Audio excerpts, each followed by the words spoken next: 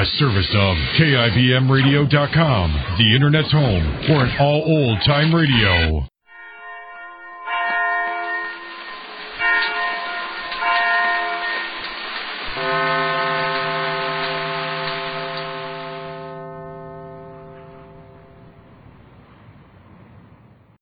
This I believe. Drama seldom means anything unless it is based upon real life. Dame Edith Evans, the First Lady of the English stage, who is familiar also to many American theater-goers, has a creed which proves that she knows how to live as well as act. I believe that good is stronger than evil. I have found that if applied with complete faith, it can obliterate evil. Knowledge like this gives one great strength in time of oppression or tyranny. I believe that hatred is destructive. It is not always easy or possible to love people, nations, or ideas, but at least, I say to myself, do not hate them. Try to turn thoughts toward God. Someone once said, it is better to love the good than hate the bad. I have all of my share of the artist's temperament, and one of our faults is that we think people are being unfair to us, or that we are suffering from other people's jealousy, the persecution complex, in fact. The one and only way in which I've been able to clear this away is to turn my mind and thoughts to good and to God. I say, never mind what he or she or they say, what does God say to me? Where does my life come from? Who is the source of all my qualities, and can anything prevent those qualities from being used? I believe today that a great flood of good would be released in the world if all of us concentrated upon following the simple commands of Christ. Love God first, and your neighbor as yourself. As yourself, I try to remember. So if I think kindly of myself, then I think kindly of my neighbor. When Christ was asked, who is my neighbor, what did he say? He told the story of the Samaritan. People are always demanding of us British, don't you dislike Americans? And conversely, to you Americans, don't you dislike the British? I can't bear classing people together nationally and liking or disliking them. People are people, wherever you meet them. They are all the children of the one God. I have been asked how I felt in the Blitz. Well, most of the time I was in London, terribly excited by fear. But the only way I could keep going about my work at all was by constantly assuring myself that the all-powerful God would take care of me. On looking around the world today, one is impressed by the amount of fear that is expressed by everybody. Fear of war, fear of ill health, fear of not being able to hold a job, fear of people getting ahead of you, fear of losing opportunity, fear of losing friends, lovers, advantages, fear of death. We're constantly reading articles and hearing speeches where the writers and the speakers tell us that we must cease being so material. But what most of us want to know is how. If a busy man at his office is faced with a seemingly insuperable problem, how is he to solve this problem by other than material means? But of course, the answer is so simple, like Naaman, who said, are not Abana and Pharpar, rivers of Damascus, better than all the waters of Israel? We tend to disregard it. It is always to turn our thoughts immediately and with absolute confidence away from the difficulty. And if, as I said at the beginning, one believes in the power of good, one must quietly know that that power of good will give all the right answers to the problem, even if the answer is required within a few minutes or half an hour. And when I say these things, I say them because I've proved them. In fact, throughout the ups and downs of my theatrical life, if I had not had some simple code, because I'm not a highly intellectual woman, I should not be doing happily and successfully the work that I love. That was Dame Edith Evans, the great British actress who, in our humble opinion, also deserves high marks in philosophy. The Anchor Hocking Glass Corporation brings you Crime Photographer.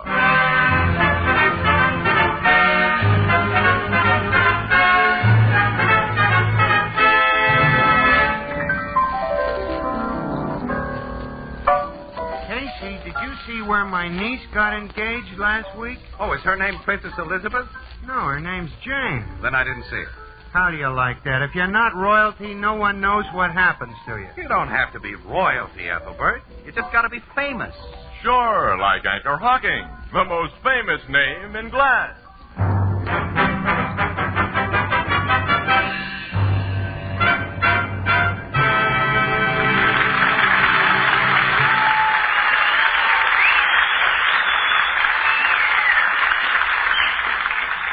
Good evening, ladies and gentlemen. This is Tony Marvin. Every week at this time, the Anchor Hocking Glass Corporation of Lancaster, Ohio, and its more than 10,000 employees bring you another adventure of Casey, crime photographer, ace cameraman who covers the crime news of a great city. Written by Alonzo Dean Cole, our adventure for tonight, Self-Made Hero.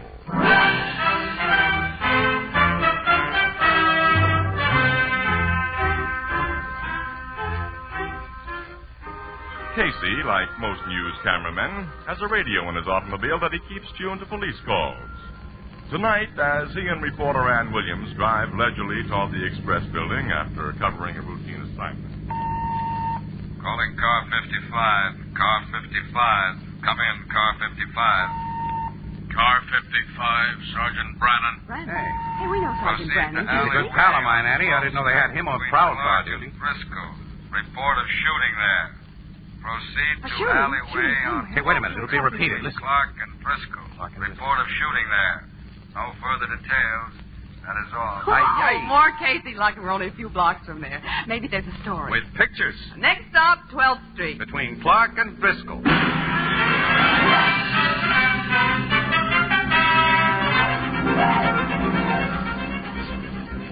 Oh, usual crowds collected, Casey. And there comes a police car, Annie. We're getting here a jump ahead of Brannon.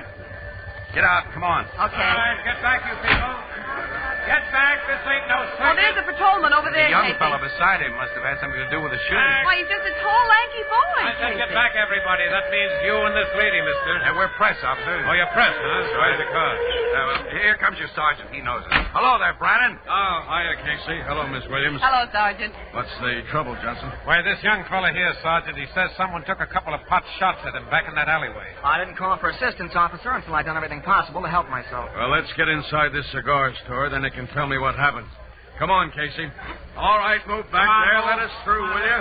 Come on, one side. Now, then, let's have your story, Bud.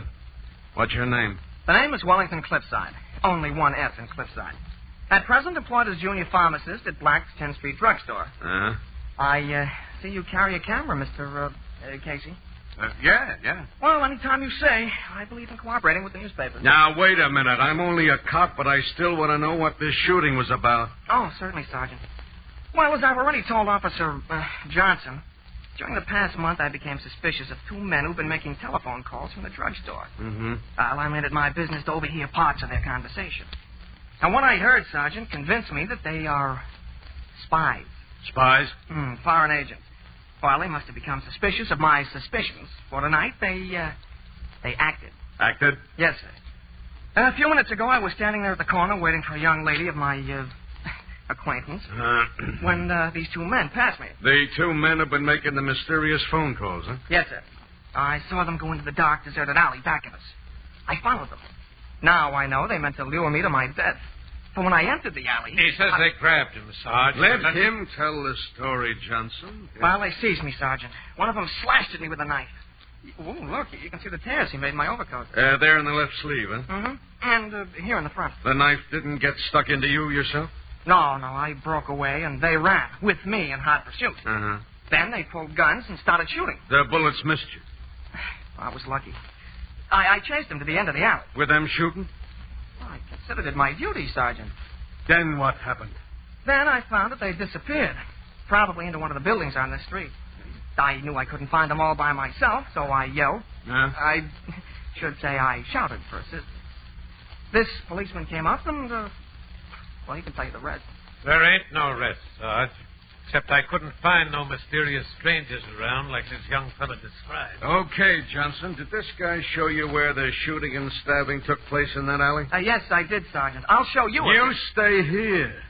Roberts. Yes, sir. You keep Mr. Wellington Rockside company while I have a look around out here. Come on, Johnson, and tell It's me. Wellington Cliffside, Sergeant. Okay, thanks. You're welcome. Well, Mr. Casey, I suppose you want to take some pictures of me for your newspaper. Yeah, I think you're worth a couple of pictures, fellas. Now, hold up that overcoat sleeve to show the tear in it while I back off and get you in focus. All right. That's a terribly phony story that he told, Casey. Phonies can make good laugh copy, Annie. Kid's an amateur Dick Tracy. I'll hold out the front of my overcoat, too, Mr. Casey, so you can get a picture of the knife cut there. Yeah, that'll be fine. Okay, Wellington, now hold it. Thank you. Wellington! Wellington, oh, let me through, please.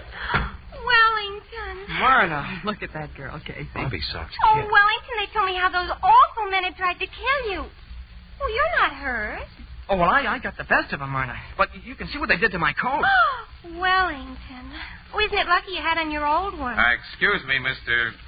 Cliffside. Is this the young lady you were waiting for? Oh, yes, Mr. Casey. Miss Williams, Mr. Casey, this is Miss Myrna Adams.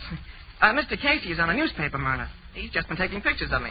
Oh, how nice. How do you do, Miss Adams? I knew all about those spies Wellington was after, Mr. Casey. I was the only one he told about them. Oh, Wellington, you've been wonderful. If they'd hurt you, I don't know what I'd do. Oh, gee, Myrna, it was... Sergeant Brannan's coming back, Casey, and there's a woman with him. Ah, Sergeant. Did you find any clues in the alley that might help us catch those spies? Plenty, young fella. Is this the guy, Mrs. Levy? That's him, Sergeant. That long string bean of a kid. What? This lady lives in the flat building next to the alley. She happened to be looking out of her window when you were cutting holes in your own coat with a penknife. All the windows were dark in the alley. The alley was dark. I got the kind of eyes what see good at night. And why should I burn electricity when I'm only looking out my window? I mind my own business. I wouldn't tell the cops if they hadn't come asking me if I saw something. And she saw you fire those shots. I didn't fire any shots. No, but you set off some homemade firecrackers that sounded like shots. Here's pieces of them I found back there. Sergeant, look. I saw you light a match to those firecrackers, young man. Firecrackers? Myrna. There weren't any spies. No one tried to kill you. This was all a bluff. Myrna, look. You cheater, you cheap rug cutter, you firecracker shooter, you faker. You gotta listen to me. I never want to see you again. Don't go away, Myrna, don't. Yeah, you stay here, mister. Will you? I gotta explain to her. You gotta let me explain, Sergeant, please. She's gone. You've got some explaining to do to the judge after I run you in. Hey, Roberts, make out your report on this guy, and we'll take him to the station. Okay, Sarge. Come on. All right. Hey, Brandon. Yeah? What, Casey? Don't run that kid in. And why not? Well, couldn't you see he was making a grandstand play for that Bobby Sox gal, and it flopped? Well, he's already taken one on the chin and hard. Now, look, Casey, we cops have too much trouble with his kind of... I know, but do me a favor, will you, Brandon? I'll do one for you sometime. I don't make trades. But I don't get any kick out of pinching goofy kids either. Look, Casey, you can have Wellington Brookside if you only take him away from here. If you don't, well, that mob out there has heard what's happened, and they'll kid him right. I'll take him away. Okay, thanks, Casey. I'll tell him to get in your car. Hey, what's the idea, Casey? I don't like to see a kid KO'd twice in one night, Annie. Look, and when you get to the office, kid, don't write this story, for laughs or otherwise. I'm forgetting the pictures I took. Oh, I get it. Okay. All right, come on. I'm going to drive the kid home, and I'll drop you on the way.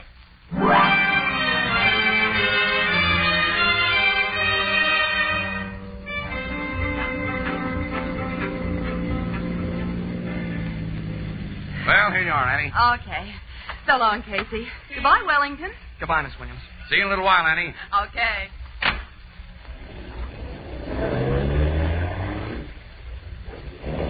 Hey, kid, is that Wellington name, is that on the level? My name is Jack. Jack? Oh, it's my name. Okay, Jack. I don't want to bother you, Mr. Casey. It's nobody. Look, forget that Mr. stuff. Just plain Casey's all I rate. Cigarette? Yeah, thanks. I was too ashamed to open my mouth while Miss Williams was with us. Now I want you to know I think it was swell of you to talk to cops into letting me go. Sergeant Brannon was only looking for an excuse not to run you in. He's a regular guy. I deserve to be run in. I must have been crazy to think I could get away with what I tried to do. Well, all of us are a little nutty at times, I guess. We get over it, though. Here's some matches for that cigarette. Huh? Oh, thanks. Pretty kid, Miss Adams. Yeah. You like to tell me about her? Often does a guy good to get things off his chest. Yeah. Mr. Casey, I've got a bum back. You got bum back? I fell down a flight of stairs a couple of years ago, and now I've got to wear a steel corset to keep it in place. Oh. Well, your bum back and the steel corset had anything to do Everything. with You see, Myrna, Miss Adams admires guys who do things. You know, like Clark Gable and Gary Cooper in the movies. Oh, I see. Yeah. Well, I told her about my bum back. But I said it got hurt while I was playing football. I said I'd been the star halfback in high school. Then she found out I've never been a good enough athlete to even get on a girls' softball team. And that I just stumbled over my own feet going downstairs. Since then, she hasn't believed anything I've told her. Except for maybe a minute tonight before the cops called my bluff. She thinks I am, well, just what I am. Big, skinny clown who can't do anything regular guys can do. That's out of my own imagination. Maybe if somebody talked to Myrna, she might look at things a little differently. Miss Williams might do that. No, Miss Williams is another girl.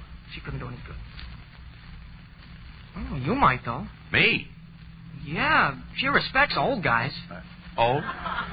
Well, I don't mean you're so very old, but you must be all of 30. Yeah? Pretty ancient, huh? And you're in the newspaper racket. You must know cops and murderers and... Gee, I bet you've even talked to G-men and movie stars. Oh, Myrna will think you're almost as important a guy as Clark Gable or even Humphrey Bogart. Oh, now, Oh, she'll listen to you, Casey. Will you go to her and explain that I'm not just a heel? Now, listen, Jack, Oh, please, Casey. Well, okay, fella. Oh, gee. Thanks.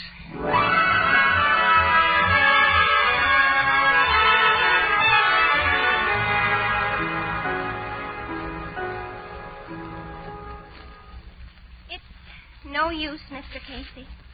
I think it's very fine of you to try to defend Mr. Cliffside, but I never want to hear his name again. I consider him a drip. Oh, no. Don't be like that, Miss Adams. He's a nice kid. He's crazy about you. No, Mr. Casey. He and I are through. Forever. I'm sorry. Well, there's nothing more I can say, so I'll shove off. Oh, don't rush away. You've talked so much about Mr. Cliffside, I haven't heard a thing about you. Me? Uh-huh. You've rescued people from burning buildings and captured burglars single-handed, and you're a real hero. Whoever told you that was having a pipe dream. Oh, no, you're just being modest, like I think all men should be. Say, look, where did I put my hat, Miss Adams? Oh, come on. Please sit down, Mr. Casey. No, and let's get better acquainted. There. I've always wanted to meet a man like you.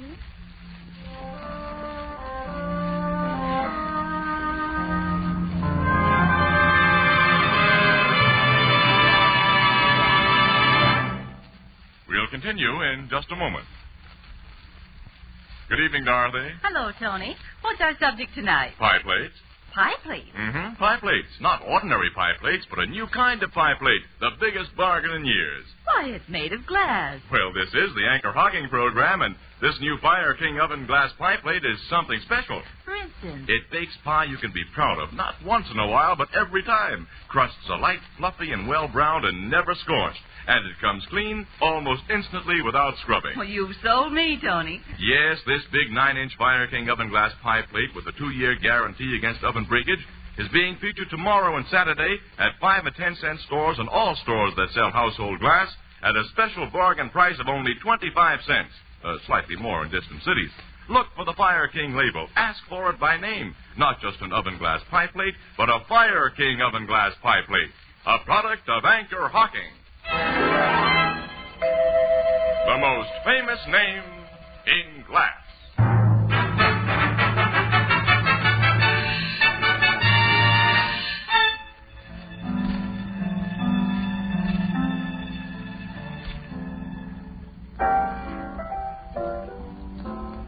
Give me a cup of black coffee, Ethelbert. Ethelbert. Okay, Casey. You want one, Miss Williams? No thanks, Ethelbert. Casey, you look like you got trouble. I'll say he has, Ethelbert. In a neat red-headed package, trimmed with short skirts and a pair of bobby socks, a hero worship complex, and a very unbashful personality. It isn't funny, Ann. You're talking about a woman, huh? Oh, not a woman, no. A goofy 17-year-old kid that ought to be spanked. Wish I had the nerve to do it. She's developed a crush on Casey. Phones him at the office several times a day and waits for him on the street so she can gaze at him and sigh. Casey, how did you get yourself into anything like that? You ain't no cradle snatcher. Ethelbert, all I did was to call on her one afternoon last week in order to try and square something for somebody else. She isn't the girl that Cliffside kid set off the firecrackers on account of. That's who. Huh? But Cliffside doesn't know yet that Casey squared things so beautifully. Will you get it, Walter? I put off telling him that she won't listen to anything that I say in his favor because, well, he's miserable enough as it is. You know, he phones me a couple of times a day, too, Ethelbert, to ask how I'm making out with her. I can't stall him much longer. Oh, I must have been nuts to get myself mixed up in something like this. Telephone for you, Mr. Casey. Why? Who is it? Mr. Cliffside, sir. I thought I was about due for my nightly call from him. He's probably been trying to get me at the office. Well, since you can't help him, you better stop stalling and tell him the truth, Casey. Oh, I can't, Annie. Excuse me. You know, Miss Williams, Casey sure has a talent for getting himself into situations that ain't too easy to get out. Hello? Casey? Yeah, Jack. How are you, fella? Casey, I just learned the truth. Huh? About you and Myrna. What do you mean? I met her on the street a while ago. She told me nothing could ever be fixed up between her and me, and that she was in love with you. Damn. Now, listen, That's kid. a swell stunt you pulled. Kidding me into thinking you were my friend and then double-crossing me. Listen to me. I've listened to you long enough. I called up now to let you know that what you've done is the last straw. When I leave this phone, I'm going to the river. The river? I don't want to live any longer, Casey. I'm going to end it all. You young dope, where are you? Never mind where I am. Jack, I've got to meet you. I've got to talk to you. You or no one else is ever going to talk to me again. I won't be in your way after tonight, Casey. You can have Myrna. I don't want Myrna. Jack! Goodbye, Casey. Jack! Hey, kid! Hey! Operator! Operator! This is the operator. Look, what was the number that just called here? You've been disconnected, sir. I know that. Oh, never mind. Annie. Yes, Casey? Annie, that darn fool kid says he's going to throw himself in the river. What? The way he sounded, I don't think he's bluffing. We got to stop him, Annie. You know where he is? No. But there's only one place that kid had picked for a suicide, the cliff at Rocky Point. You mean the place they call Lover's Leap? Yes. Oh, but Casey, that's way I out know on the... how far it is, Annie. But he wasn't calling from around there because there isn't a public telephone within a mile of the place. He'll have to reach it by bus, but we've got a car. Look, Annie, I may need you to convince him that I'm not trying to steal his Myrna. Come on.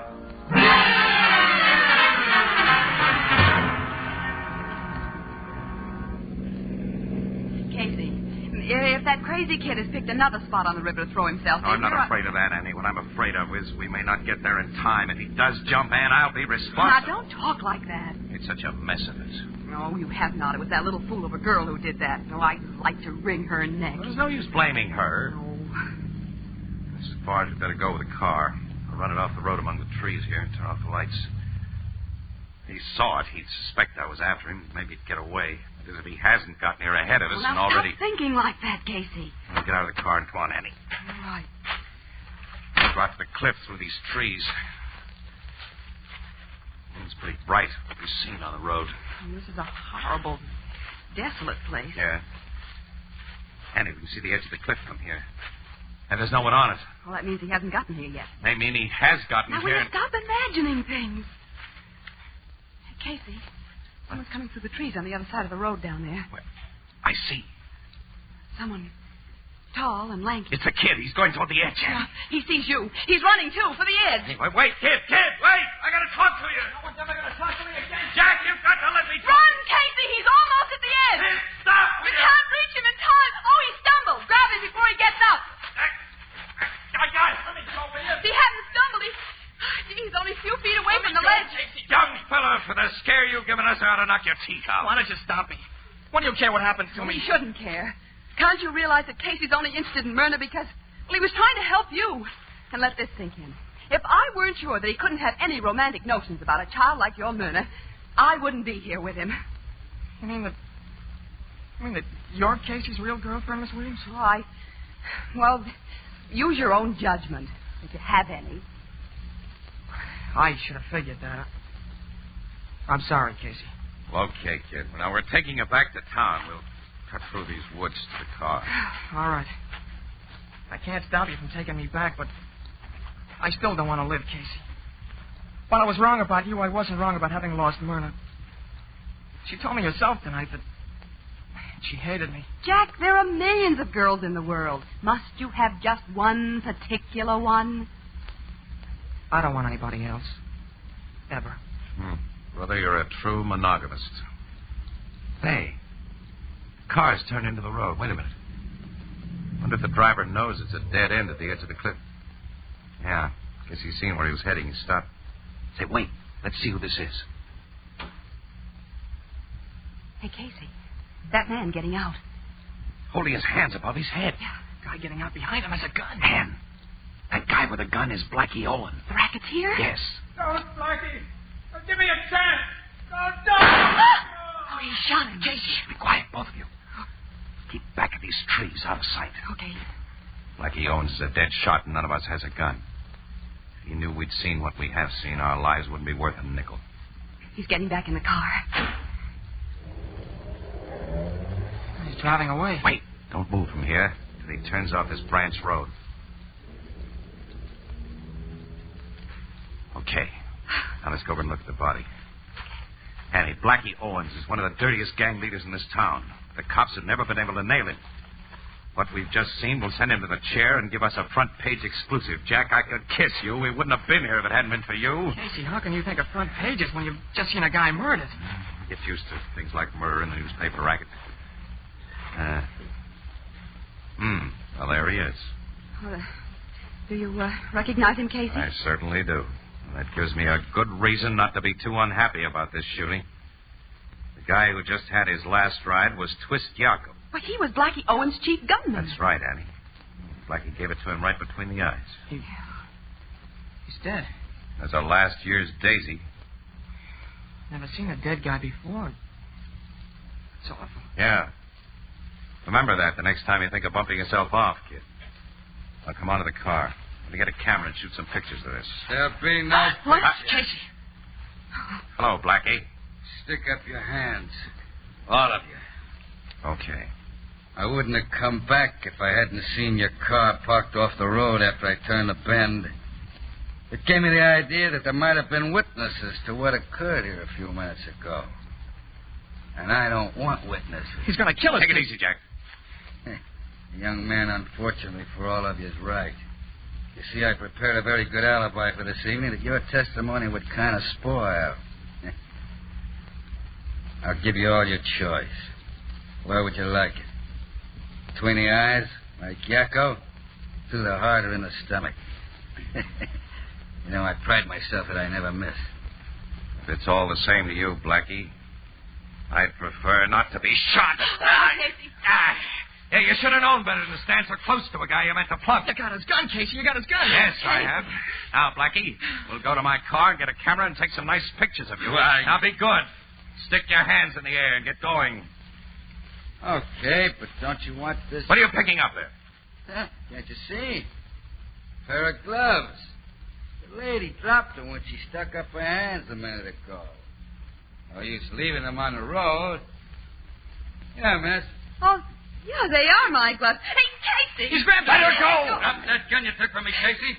When you try to shoot it, you'll have to shoot through this dame first. He's holding her in front of him. Let me go! I always carry two gats, and you gave me a chance to get the second one, sap. Now drop that rod or I shoot this dame. Go on. Drop it. You win, Blackie. I thought I would. Now get over there with your friends, lady. I want to see you all in line like clay pipes in a shooting gallery. You're going to be first, kid. Me? Yeah. And you get it in the belly. Jack killed him. Yeah, that's right. Guess I'll save you to the last, Casey. Lady, you're next. I'm going to make this shot precise. Right between the eyes. Those shots! Blackie's fallen. I shot him, Casey. I got him, Miss Williams. Jack, you shot him. The bullet he shot at me hit the steel of the corset I wear for my back. I glanced off. But I pretended I was dead, and I fell close to the gun he made you drop, Casey. I've never shot anyone before. Boy, I'm glad you shot somebody this time, kid. I am a hero. I am a hero.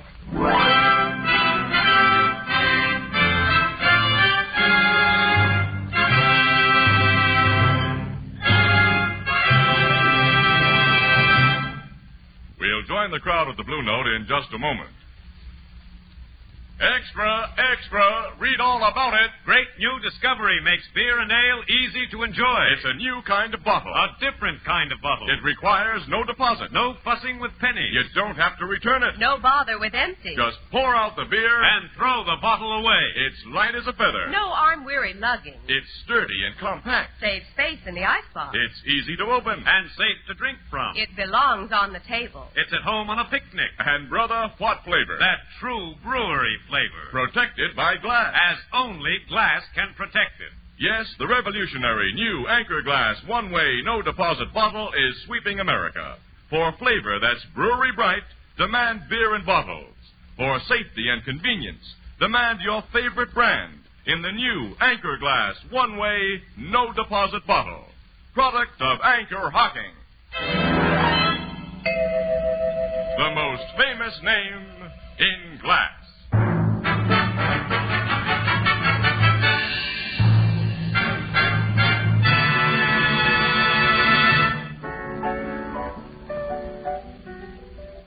Say, Casey, didn't you and Miss Williams kind of overdo that stuff about Wellington Cliffside in this morning's paper?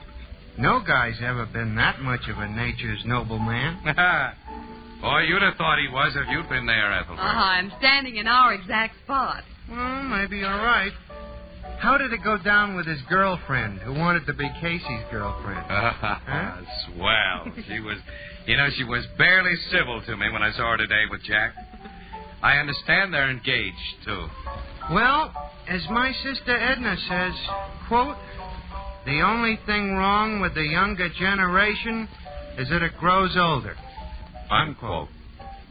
What does that mean?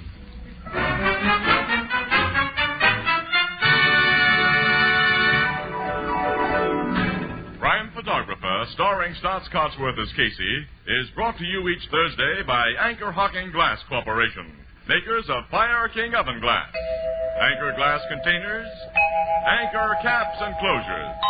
All products of Anchor Hocking, the most famous name in glass.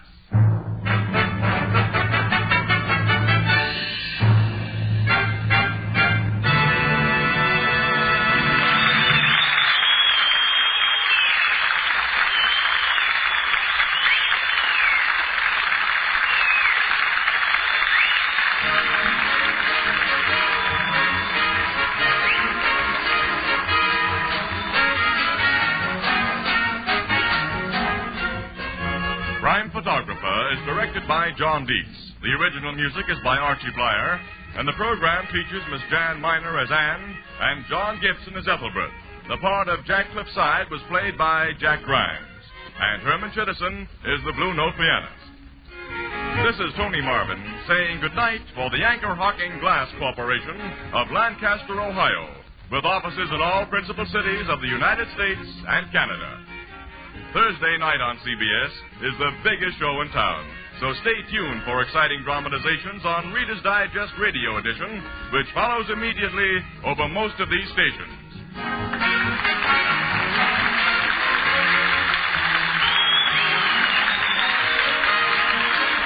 This is CBS, the Columbia Broadcasting System.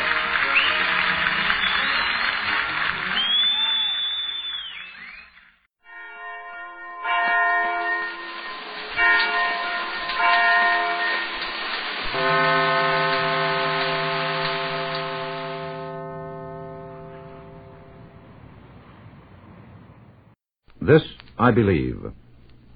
Some men are endowed with so much innate honesty and courage that they carry those qualities with them no matter where they go. Darrell F. Zanuck, 20th Century Fox producer, left his boyhood home in Wahoo, Nebraska, for the motion picture capital of Hollywood. But he did not leave behind his native integrity. Here is his creed.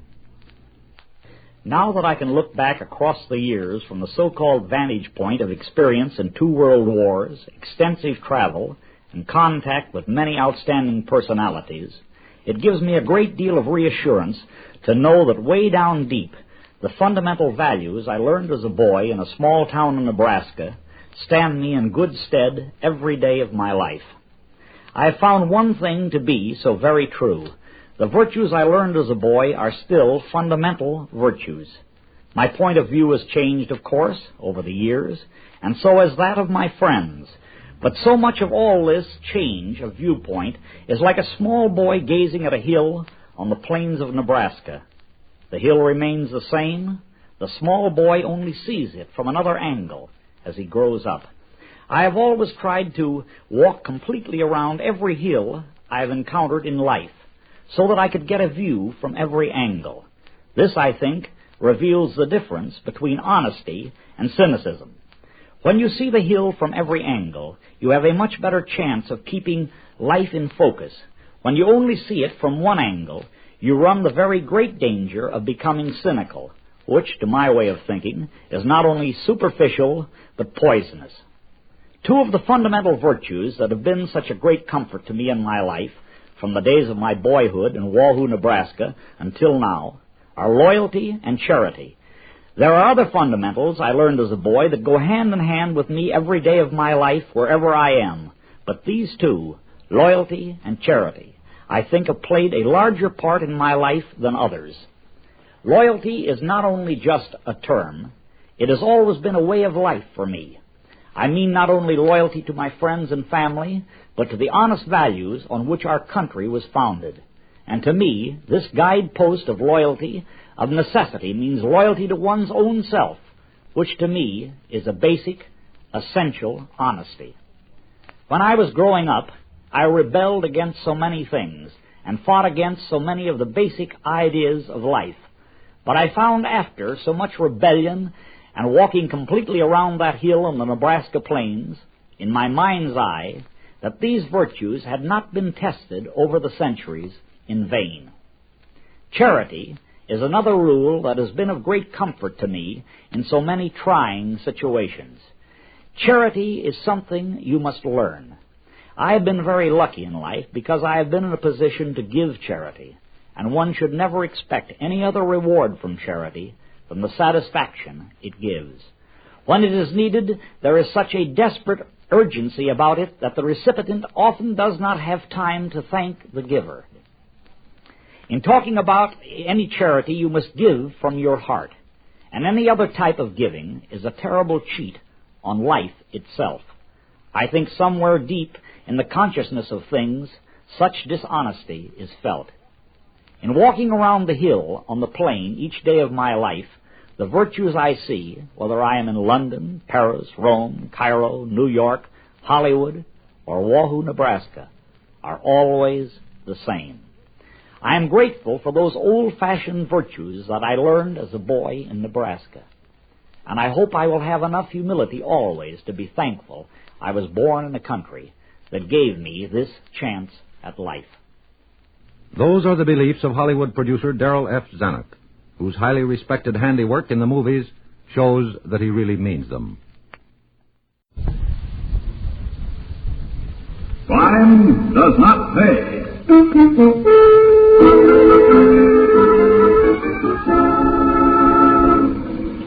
I see. So that's where Pig Eye was heading. Who's that he's talking to? Hey, you see that? Look like the sun on Pig's mouth. Nah, he wouldn't. Not in broad daylight. But he did. The guy's lying there. Let's swim out of here, Joey. There'll be cops in a minute. Pig Eye's got cuffs, that's why. Imagine slicing a joint right in the street.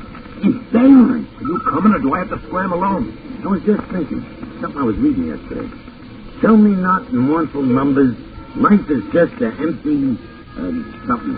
It ain't. Numbers will be mournful if you don't scram with me. And now, here? Now, let's go, Joey. Let's go. That power car ain't empty. The law's riding in it. Yeah, okay. How's that lousy thing go again? Life is real and ain't it? And something ain't it so?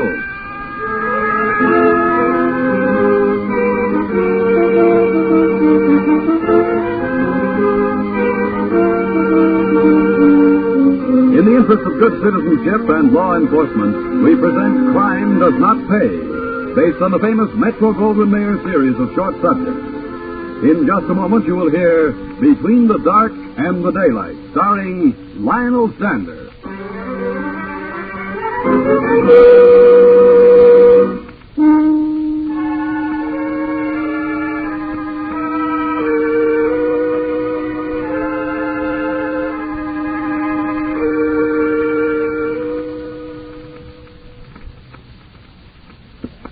Now, Crime Does Not Pay, starring Lionel Sander as Joey the Poet Barrows in Between the Dark and the Daylight.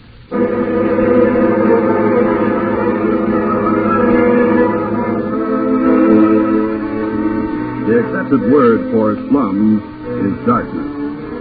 Down there at the bottom of our great cities, along the ragged edges of our farmlands, the light of hope is almost unknown. But sometimes strange gleams do pierce that darkness. Joey Barrows was touched by such a stray gleam of light. That's why they called him the Poet. Joey the Poet. Joey and his co-workers, Pig Eye Watt and Bags King, who was Joey's special pal, hung out, as the expression is, in the back room of a certain pool parlor just outside the office inhabited by Numbers Lane. There the boys followed their inclinations. For instance, Pig Eye and Bags liked games of chance. Not with them. In the pig's eye, you do. Yeah, see? Okay, so I got 5, so I take you anyway. Ah, nuts to this. 2-handed ain't worth the trouble of dealing. Hey, Joey, want to take a hand? Hey, Joey. Hey, Poet. Your pal is talking to you. Huh? Oh, yeah. What's on your mind, Bags? You want to get dealt in, I'm asking you. Nah, who cares about cards when you got stuff like this? Give a listen and learn something. This has got real class. This is the forest carnival. The murmuring pines in the hemlocks, bearded with moss and endowments green, in the stank. Who's that, Uncle on the corner? He's got a beard and his clothes are so old they're all green. Shut up and listen like I told you. Yeah, sure, Gee, sure. Make with the poetry. You don't mind if I deal myself a hand of Canfield meantime, do you? Go on, Joey. Sounds kind of pretty. Da-dum, da-da-dum, da-dum, dum-dum. Yeah, dum-dum. How true, how true. Also screwy. Go ahead, Joey. In the twilight, stands like a druid of elves, with voices sad and prophetic. Joey, you should excuse the interruption, but what's that there, druid of elves? Oh, it's it's like a tree, kind of, I guess. How should I know? But it sounds awful pretty. Yeah, pretty lousy. Now, what's the name of that there poetry? Evangeline, it says here. Or A Tale of a Caddy. Didn't the fellow what wrote it make up his mind? I don't know. I didn't get that far yet. Evangeline. Yeah, sounds like I heard it someplace. Oh, yeah. There's a joint over on 2nd Street. Belongs to the Salvation Army. What was you doing with the Salvation Army? Just passing by, Big Guy. I never went in a joint, not me. Oh, that's okay. Hey, guy, come in here. Check, boys. Look out for them words, Joey. Someday they're going to jump right up and bite you. Nuts, they're him. Hey, what do you suppose made Numbers so sore? Pig Eye, come in here. Who knows? I'd like to get to do a job like Pig Eye gets sometime. All we do is sit, and then go out, pick up the dough, and come back and sit. Boy, could I operate with a chopper. Forget it, Joey. Could be interesting, though. I was listening to Pig Eye. Slip a character a nice pick right. You don't make a sound. Dead. Yeah. A pick artist's got to be good. Real good. Anyhow, you get lots of time this way. Time for poetry, huh, Joey? Yeah. Hey, want to hear some more? No more trees, though, huh? Oh, I got another one. The book's full of them. Here. This may be kind of cute. Between the dark and the daylight, when the night is beginning to lower, comes a pause in a day's occupation that is known as the children's hour. Hey, that don't rhyme, hey. Lower don't rhyme with hour. Yeah, does sound funny. Oh, well, guys in that will slip once in a while. I hear in the chamber above me the patter of little feet. How'd you make out, big guy? Got a job to do. Hey, can we come? In the pig's eye, you can. How do you like that? Come on, Beggs. Come on, where, Joey? We're tailing Pig Eye. Hey, numbers ain't gonna like this. What'll numbers know? It's almost time to go pick up the tank anyhow. We can tail Pig Eye and then go make the route. Well, okay if you say so, Joey. What are you laughing at? I was just thinking. You and your forest with beards. Only lumber around here is them there pool cues.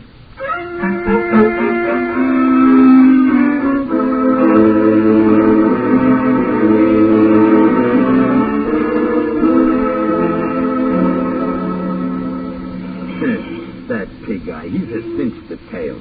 Don't even look behind him. Like he owns the street. He does, too. Nobody around here tangles with Pig Eye. This is kind of on a border, ain't it? What border? With Canada? Nah, you dope. With Slips Lewis territory. Oh, yeah. Just about. Hey, Joe, you see what I see? Oh, so that's where Pig Eye was heading. Who's that he's talking to? Hey, you see that? Looked like the sun on Pig's ship. Nah, he wouldn't. Not in broad daylight. Well, he did. The guy's lying there. Hey, let's scram out of here, Joey. There'll be cops in a minute. Pig Eye's got us, that's what. Imagine slicing a church right in the street in daylight. Are you coming, or do I have to scram along? I was just thinking. Something I was reading yesterday. Tell me not in mournful numbers. Life is just an empty something. It ain't numbers will be mournful if you don't scram with me, and now, here? Now! Let's go, Joey, let's go! That power car ain't empty, the law's riding in it. Yeah, okay. How does that lousy thing go again? Life is real as earnest, and something ain't so.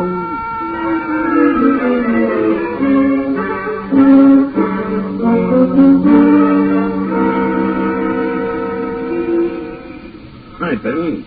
Hi. You got it? Yeah, I got it. Anybody riding 568? Not today. Kid from high school had it yesterday. Yesterday ain't today. How much? Today? What else? $22.46. That's all? That's all. The numbers ain't gonna like this. You used to pay off $100 a day at least. Yeah, that was before Slips Lois started moving in. Way over here? Way over here. So that's it. Muscling in, is he? I'll see about that. You'll see about what? Poet? Yeah, what do you mean with that poet? Just you leave it to pal Joey here. I'm gonna quit for snows till he hollers. You and who else? You bringing in hoods from out of town? I don't waste good money when we got an organization, see? I'll take care of Slips myself personally when I'm ready. And you keep operating on that line, see? Yeah, sure. And finishing a barrel of cement. Don't you worry. I always take care of my boys. What with? A tombstone with poetry on it? You sell the numbers, see? We'll take care of the rest. That's that. See you tomorrow. We'll let you know where and when.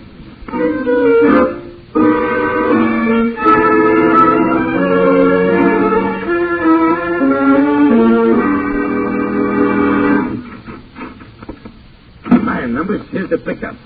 Everything up to scratch except Benny's territory. Yeah, what's wrong over there? He's down to half his usual take. Says Slips is muscling in. I told him not to worry. We'd take care of it. We already did, didn't we, Pig Eye? Yeah, Slips got his warning an hour ago. Pig took care of one of his boys right on the corner. Broad daylight. Oh, yeah. What do you know about it? Well, it's in the papers already. It's in the papers and everything. What do you know, huh? Good work, Pig. You did real good. Now every runner in town will know who's boss. What the... Oh, you bag. Yeah, me. Here it is, boss. Not a winner in the territory. But the take ain't so good. Yeah, it'll be better tomorrow. And I'll see you, boys. But, boss, and you going to do nothing? I've already done it. And 2 territories don't worry me none. Not the penny ante kind you collect from. I'll see you tomorrow, boys. You don't worry about nothing. Don't you get me gray hairs now. I know Joey won't. He could always read poetry. So what? So just because you never got past the 6th grade, I gotta be a dope and not improve myself. Improve yourself. Get him, Page. Yeah, I know. But poetry is educational. What, that kind? Now, you take limericks. There was an old lady from Wheeling. Not to that. I got something here. Here. Under a spreading chestnut tree, the village smitey stands. To smite the mighty man is he, with large and sinewy hands. You think it slips, Lewis? You ain't got no respect. That's your trouble. No respect for nothing. Not for you, poet. Is that so? Yeah, so want to do something about it? I'll do plenty. What do you do, read more lousy I'll poetry? take slips, Lewis. That's what. I'll show you who's big around here. Joey, cut it out, Joey. You take slips? Well, you don't even pack a piece. Well, I thought it's for us collectors. You know that we ain't allowed us. Wait a minute, I'll show you. Keep out of numbers, Seth. Got it. Hey, Joey, what are you going to do with that rock? I'm going to do like I said. I'm going to go out and take Slips Lewis personal. Lewis, here I come.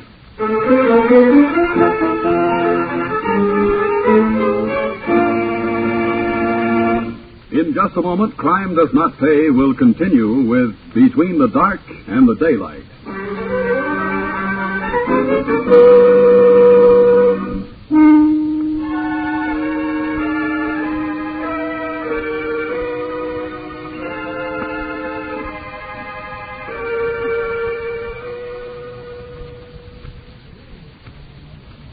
Now we continue with Crime Does Not Pay, starring Lionel Stander as Joey the Poet Barrows in Between the Dark and the Daylight.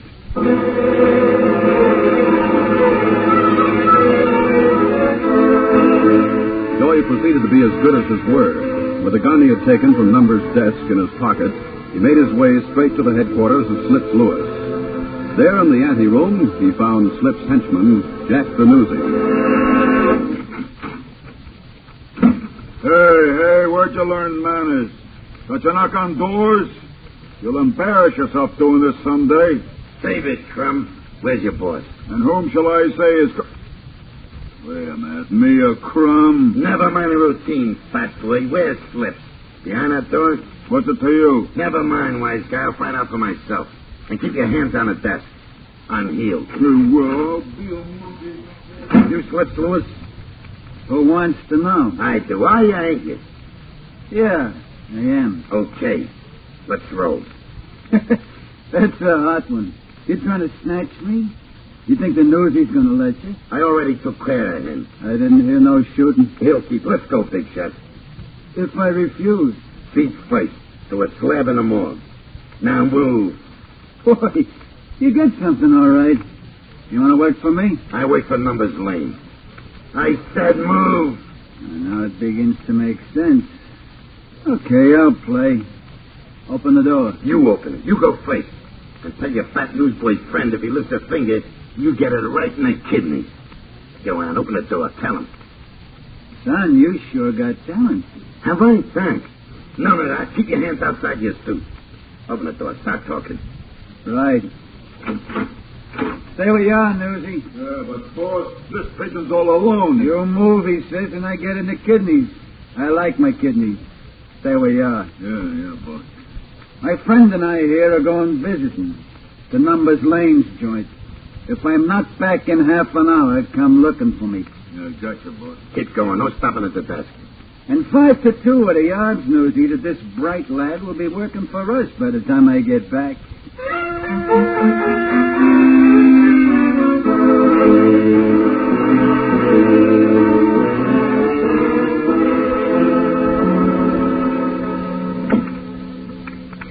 Straight ahead, Slips. The door in the back. Nice layout you got here. Oh, Numbers and me, we got it all figured neat. Including... Oh!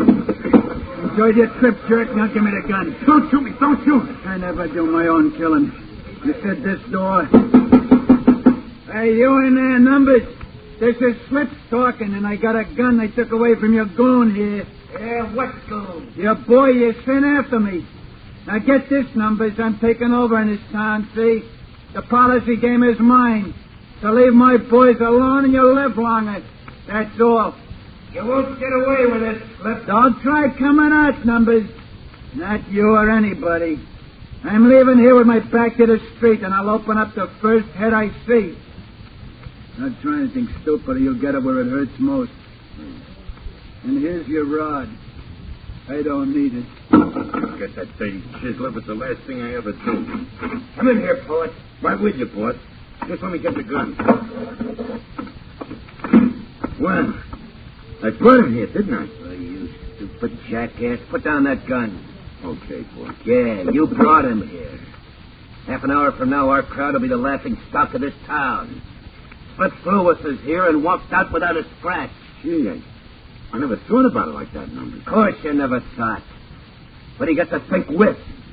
Poetry? Sit down. Down up there in the corner. Yes.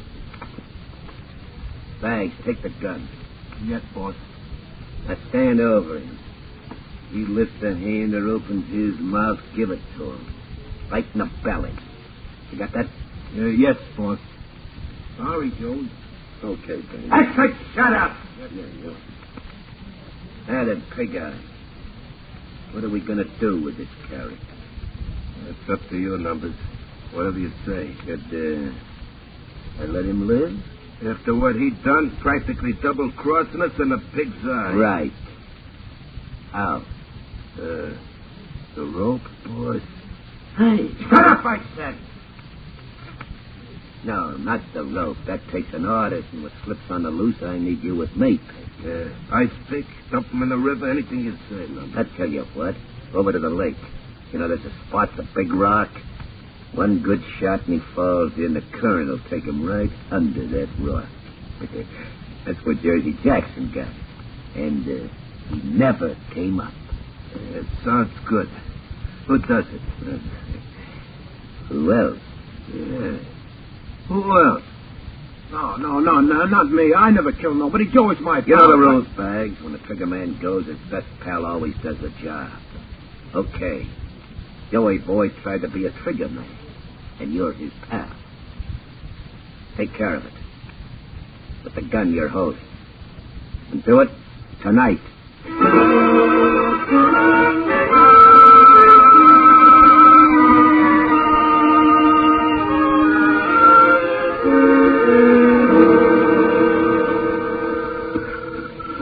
Much further, Bags?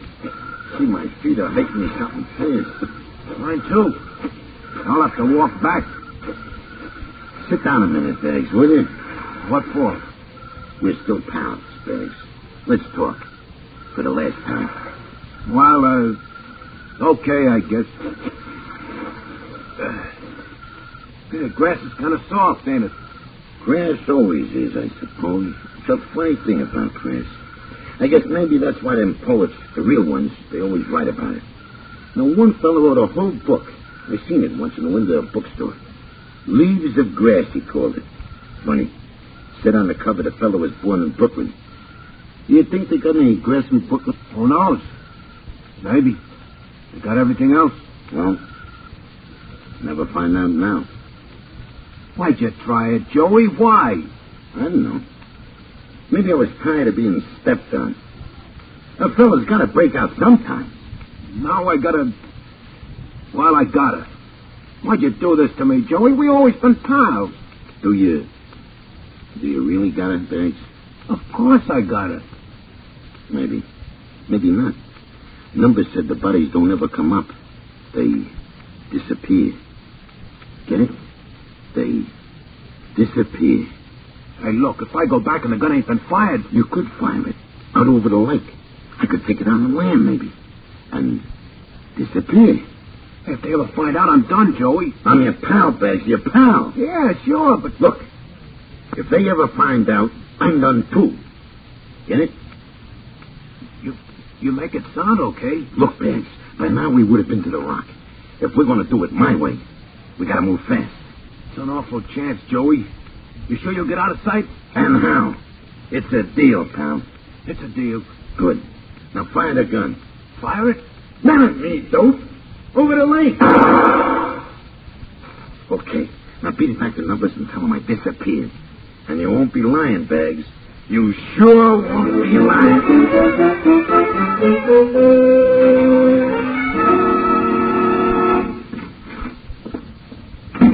Okay, fella, what's in your mind? I want to talk to somebody.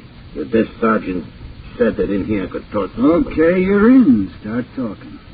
I gotta know who I'm talking to. You're choosy, aren't you? I'm Dominic, Sergeant, Bracket Squad. While we're being formal, who are you? I'm Joseph P. Barrows. Never heard of you. Well, the bunch call me the poet. See, I got a book. Look, poet, I've never heard of you. What are you trying to tell me? I used to work for Numbers Lane. You what? Yeah. I was a collector. Me and Bags King. We were the collectors. Do you know what you're doing coming in here? You're dead, boy, and you haven't got sense enough to lie down. I know. I smashed Slips Lewis, only got away. So Numbers told Bags to whack me out, but I talked Bags out of knocking me off. Look, Sergeant, before I say anything, you gotta promise me that Bags gets a break. He's my pal. He never did no more than I've done. And he's a witness, too. Witness? To what? Me and Bags, we followed Pig Eye one day. Pig Eye what? Numbers, Trigger Man? Yeah, that's him. We watched him. Take care of one of the Slips boys over in the corner of Jackson and West, right in front of the candy store. Yeah, I remember that. Not long ago. Well, keep talking. No. You didn't promise me about Bags yet. Okay, I promise. If he turns state's evidence like you're doing, he'll get off easy. Now go on. Keep talking. We seen that killing. And we know that Numbers ordered it. We know lots of things, just from hanging around. Hold it. This is the whole operation, it looks like. I gotta call the DA on this first. The DA?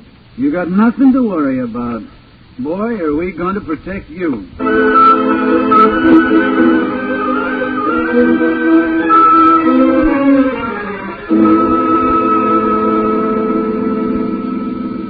You said the pool hall at Morton Chalmers, Barrows?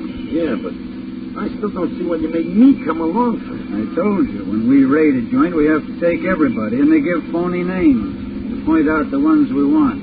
Save an awful lot of time. Drive it slow down. We'll walk from the corner. All right, let's walk, Barrows. Get out, man. I know mobs. Quiet. You sure they'll be in there now? Oh, sure. This time of day, they're counting the tape. Yeah, the tape. Pennies from kids, dollars that ought to pay the rent.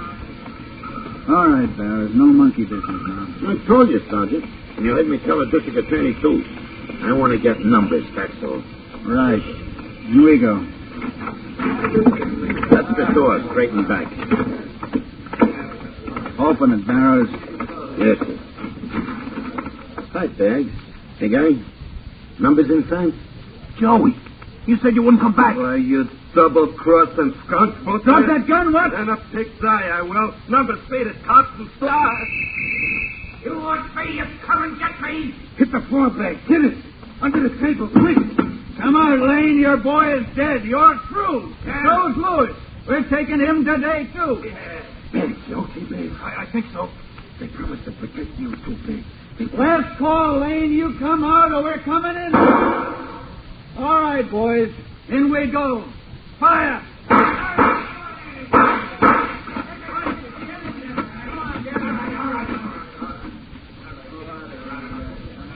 It's safe, Bags. They can come out now. Hey, Joey, where they keeping you? Hotel. You move in with me. And hey, guess what? You know that leaves the grass I told you about? Well, the DA give me it for a present. I ain't got very far in it yet, but that Brooklyn fellow who wrote it sure knew an awful lot of words. But we'll have time to study him, Bags. Lots of time. Well, we're going for a while.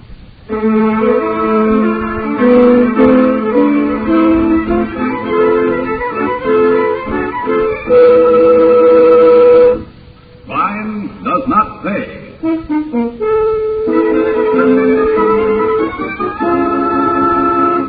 Lionel Stander, who was starred as Joey the Poet Barrows in Between the Dark and the Daylight, will be back with you in just a moment.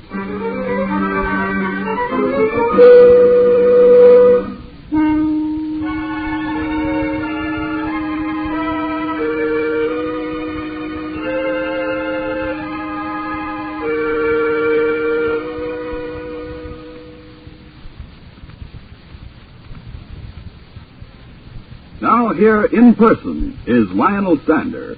In his way, Joey the Poet is a tragic character, as any comic character is as soon as he becomes involved in circumstances he cannot understand or control.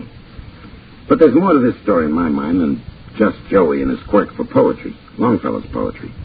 If Joey and the thousands of real people like him had the chance for training, for learning, for understanding, the benefit to all of us would be almost boundless. But they don't have that chance, and so we lose them to bitterness, to a kind of slavery, in so many cases to the underworld.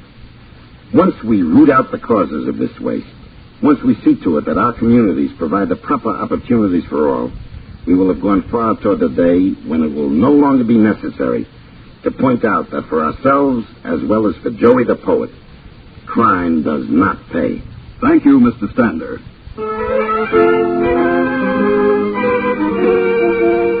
Crime Does Not Pay is written by Ira Marion and directed by Mark C. Lowe, with music composed and conducted by John Gard. Technical advisor is Burton B. Turtis. The events, characters, and names used in the story you've just heard are fictitious. Any similarity is purely coincidental.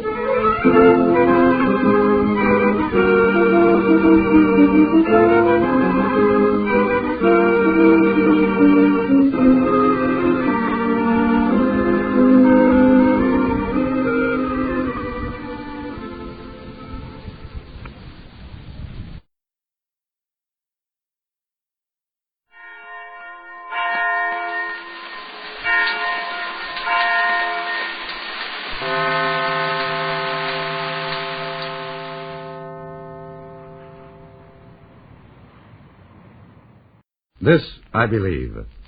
In 1941, David J. Levy interrupted his legal education in San Francisco to enlist in the Army. The experiences he underwent in World War II have resulted in the creed Mr. Levy now expresses.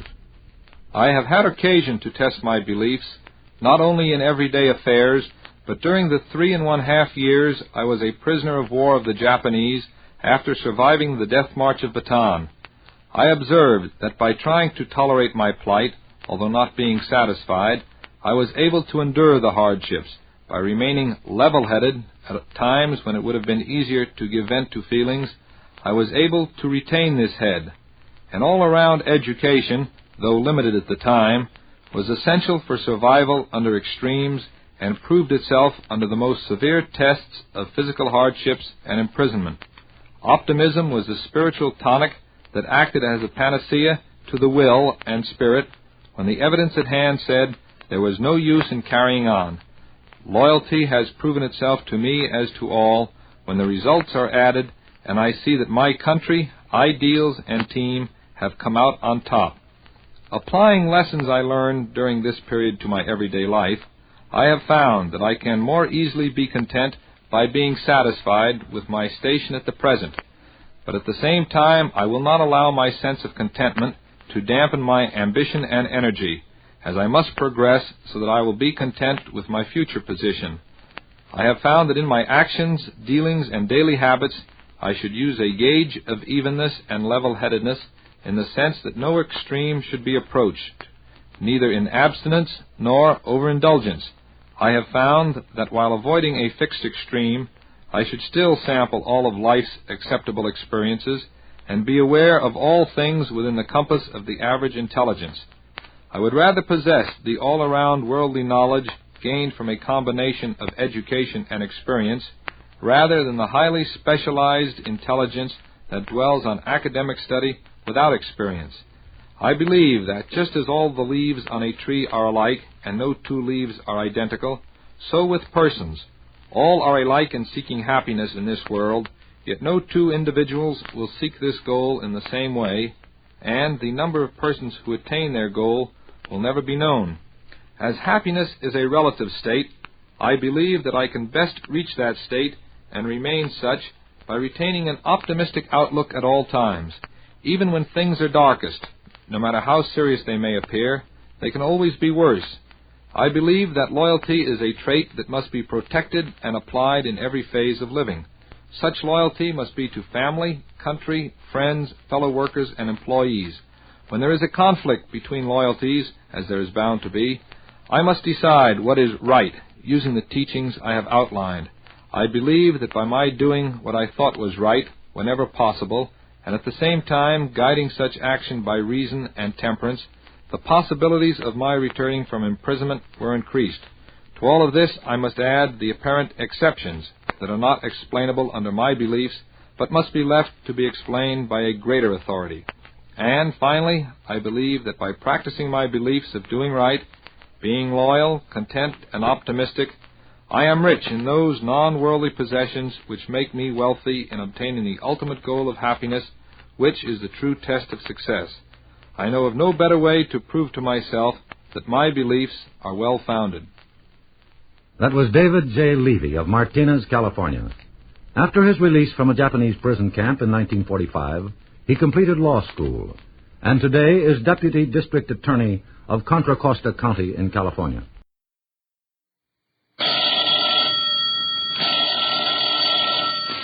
Calling all detectives. Most detectives are satisfied to catch a criminal after the crime has been committed. But I once predicted a murder and watched it happen before my eyes. That is the situation on this page from my casebook, the casebook of Jerry Browning, private detective. A private detective like me, Jerry Browning, does all sorts of things to get business. Ladies and gentlemen of the Thursday Evening Cultural Club, it is my privilege to introduce that well-known detective and student of criminology, Jerry Browning.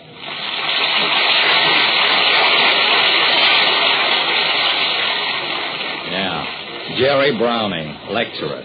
I give maybe a dozen such talks a year before various groups. I don't get paid much, but I make a lot of new contacts, and a surprising amount of business has come out of those lectures. Over a period of years, I've pretty well standardized my speech, and I've worked out a big, dramatic finish. I get on the subject of crime psychology, then...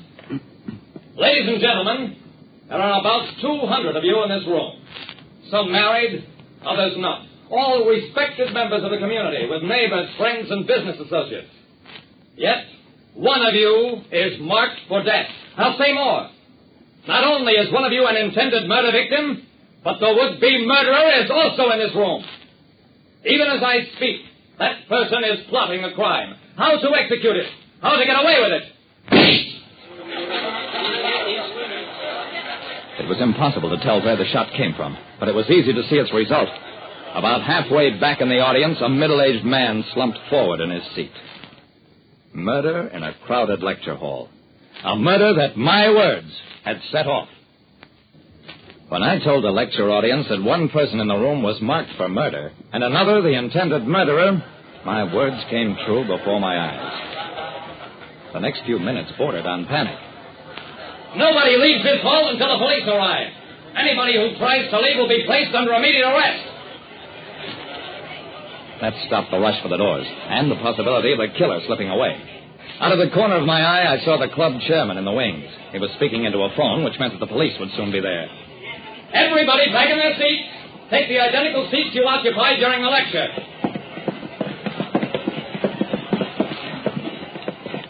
Now I had a chance to get at the victim. It required only a glance to tell that he was dead, killed by a bullet in the back. While ushers took the body into another room, I learned that he was Drew Lansing, a surgeon-dentist, unmarried, well-liked in the community. What's this about somebody getting murdered here? What's going on? There has been a murder. The body's in the other room. The police chief, followed by his deputies, strode down the aisle. Are you the lecturer who predicted the murder? Yeah, I'm Jerry Browning. The chief gave me a long, hostile stare. Okay, Mr. Browning. Then take another squint into your crystal ball and tell us who done the killing. I glanced around the room at the silent audience. Sure, Chief. I'll be glad to tell you.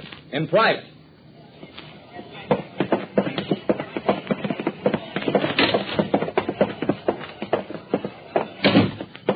In the other room, a doctor was examining the body. Shot from behind, bullet on practically level course, entered the lung, pierced the heart. Complete autopsy report in the morning, Chief.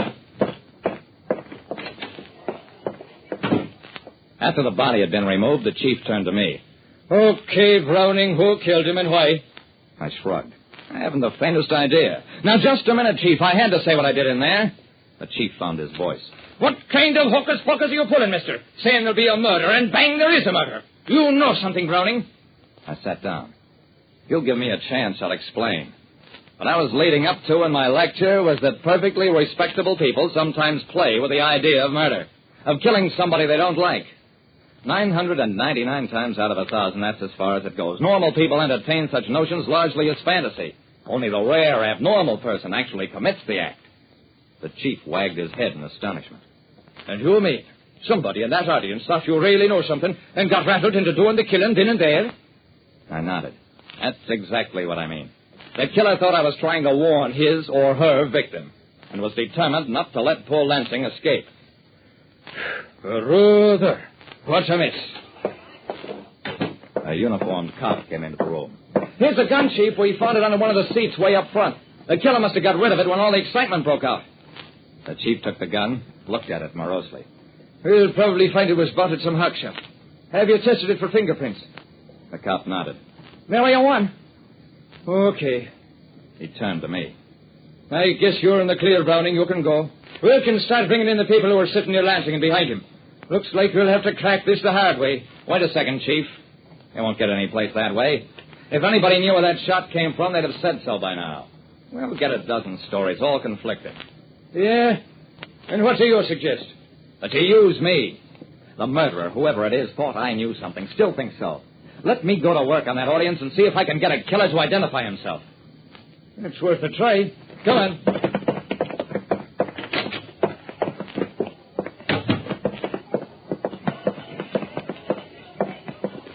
It was a queer feeling to look out into the audience and know that behind one of those bland masks there lurked a killer. There is a murderer in this room. One who has made many mistakes. I waited for that to sink in. Then, I will now talk directly to the killer. And after I have finished, I will come down off the stage and point out that killer. I directed my glance beyond the front rows to the back half of the room. You've planned this murder for a long time, haven't you? You've lived with it, gloated over it. This wasn't the way you intended to carry it out. You meant to use that fine alibi. Now it's too late for that. And you've trapped yourself. Shall I tell you how I knew? I read it in your face. Do you think you can plan murder, rehearse every detail, savor in advance your victim's agony, and not have all that leave its mark on you? At this very moment, you think you're calm. But I can see panic in your face. I can see your eyes dilate with fear. You're struggling to keep your breathing even and unhurried, but you can't do it. The blood is beginning to mount in your face. Your heart is pounding faster and faster. You can't keep control of yourself any longer. In the very last row, a woman screamed and tried to dart out the door. 2 cops grabbed her. There is the murderer of Drew Lansing. I sure hope. She was the murderer, all right. One of Lansing's patients who had fallen in love with him, had gone so far as to propose to him. Lansing refused. Gently and courteously, but still refused. After that, she felt she had to kill him. Don't ask me why. Warped minds do strange things. Once her nerve broke, she babbled out a full confession, seemed surprised that I wasn't able to read the motives for her crime in her face. Well, I still give occasional lectures. But these days I have a new finish. Less dramatic, maybe, but easier on the nerves, too. Like I said, you can get away with calling people various things if you smile. But if you call them murderers, you'd better duck. Listen next time to Calling All Detectives.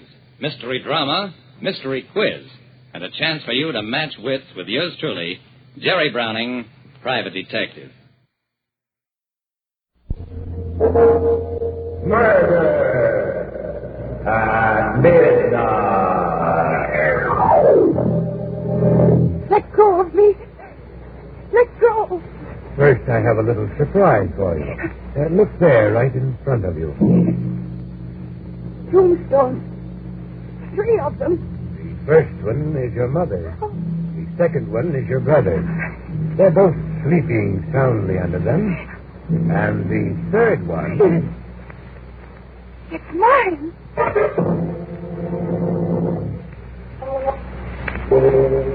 Midnight. The witching hour when the night is dark. Our fears the strongest, our strength at its lowest ebb.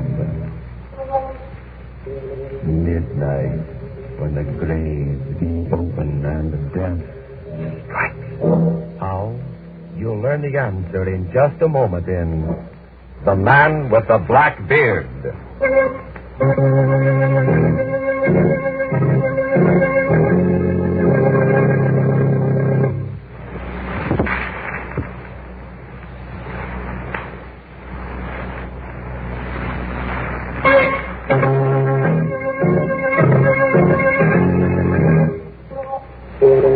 And now, Murder at Midnight.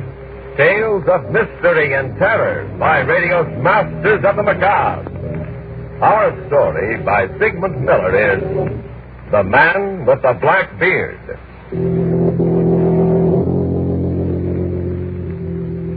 A few minutes before 12 o'clock, midnight, Charles Corbett is sleeping peacefully.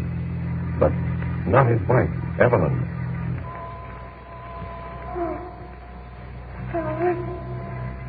No, don't touch me. There's no use running. You can't get away. Please let me alone. You mustn't be afraid, Evelyn. You. That black beard. I've seen you before. Of course you've seen me before. Everybody does. Sooner or later. No. I don't want to see you. And I won't.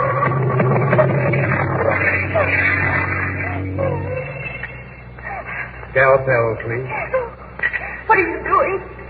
You can't operate on me. You can't. Just hold still. After this first incision, you won't feel anything. Well, there's nothing wrong with me. Let go of me. No one's holding you. Get up. I'm trying to. I can't. No, Evelyn. Your face. You're growing beard. Yes, Evelyn. A black beard. You're the man with the black beard who's been following me. Yes, Evelyn. Oh. I'm afraid you're going to die. The prisoner will rise. Prisoner. I find you guilty. Guilty of trying to run away from the man with the black beard. You are sentenced to be guillotined. No. No, please, I didn't do anything wrong. Step up these stairs, please. My husband. Let me call my husband. No time for that. Raise the guillotine. Please, give me another chance. You'll only run away again. Head down, please. No, no, no. Oh, why do you hate me? Why do you want to kill me? Because you hate me. And for this you must die.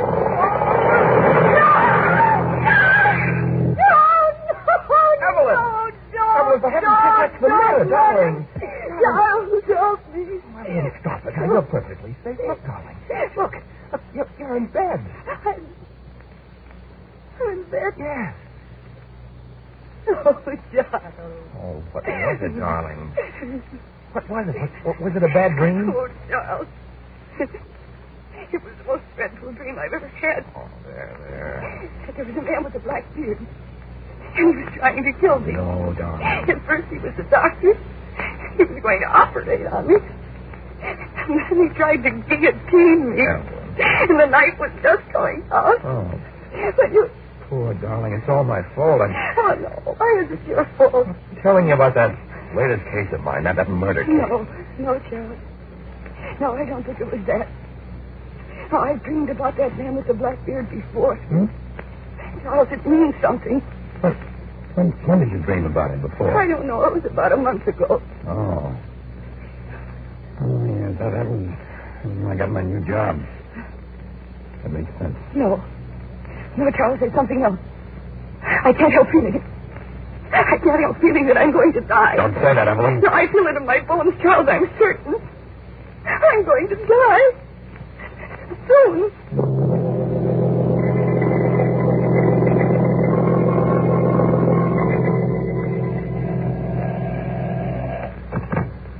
Corbett speaking. Mr. Corbett, I'm glad I got you. Central Hospital's been trying to reach you. Who? Central Hospital. Oh, I must have the wrong Corbett. I don't know anyone there. Oh, they said it was about your wife. My what? What about her? Well, she collapsed down the street, and they brought her into the hospital. Okay. I'm going right over.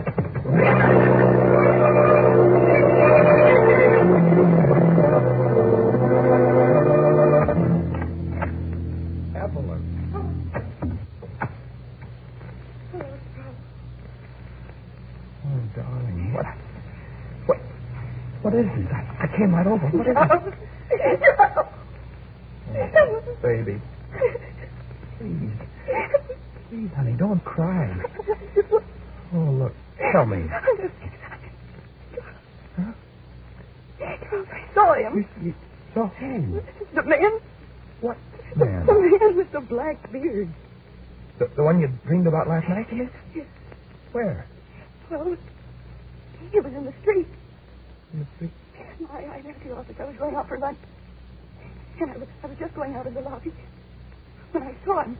A man with a black beard. Oh, no, darling. I stared at him. I tried to place him. And then I realized that he was the man from my dream. He nodded to me, Charles.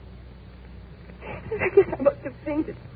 Look, Evelyn, honey, it can't be the same man. It's just your imagination. No, Charles, it's not. It was the same man. I remember his face in every detail. No, I don't think...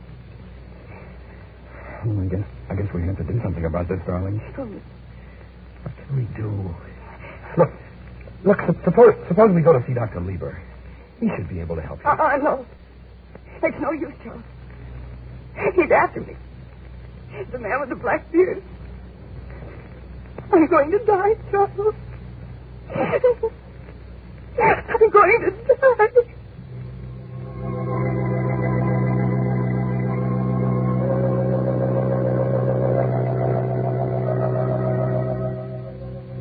Can you describe the man to me, Mrs. Corbett?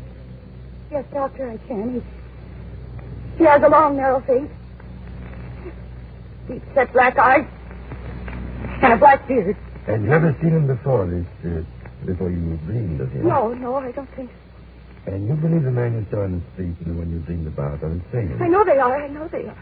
You say he nodded to you, as if he knew you. Oh, he knew me, all right. He wants me to die. You met him twice? Yes, and both times he nodded. I can understand you being afraid of him. But I think you also hate him. You do hate him, don't you? Hate him?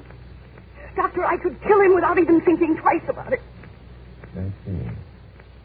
What do you think, Dr. Lieber? If she did not hate him, the explanation would be simple.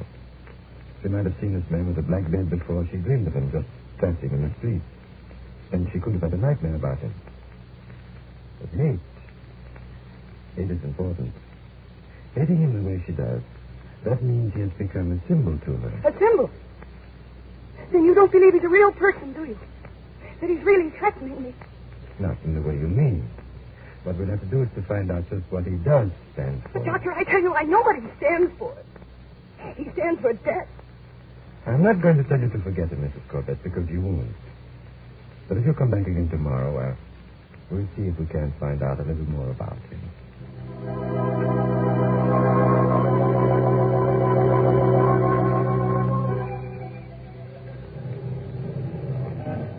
Charles, what are you doing here? Waiting for you, darling.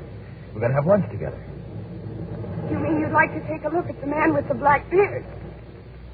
Well, yes. Look, you say you met him right here on the street corner. Yes, right here.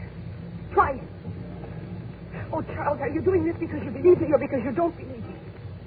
Or is it because you think I've gone mad? Oh, my dearest, what a question. Well, maybe he won't show up today. Well, then I'll try again. Yes, and maybe that I can see him, and maybe you can't. Maybe it's just a... Huh? Look. Where? There. Coming towards... Well, I'll be... Oh, just as you described it. Then you do see him. How do you do? Oh. He spoke to me. He never did that before. Get into that car. Hey, you! Wait, I want to talk to you. He isn't paying any attention, Charles. He's driving away. Let him get away. Taxi! Come on. Taxi.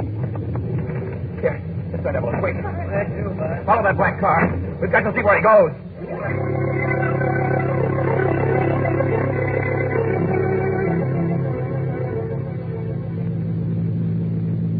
Listen, mister, how much longer are we going to keep tailing this guy? We're way outside the city limits. Yeah. We're going to tail him until we find out where he's going. You haven't lost him, have you? No. He can't go much further because this road is... Hey, he's turning off. Huh? Into the cemetery. What? What did you say? The Cypress Cemetery. He's going in. Well, step on it, will you? We've got to catch him. Don't worry. There's just this one road, and the entrance gate's on the other side of this curve. There's an attendant there. He'll have to stop and show a pass or something.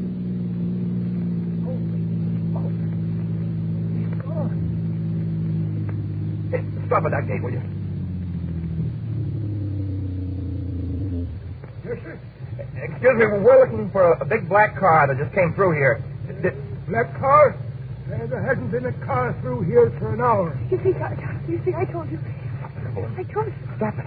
Look, there must have been one. We followed it all the way from town. A man with a black beard was driving it. Mister, I say there hasn't been a car through here for an hour.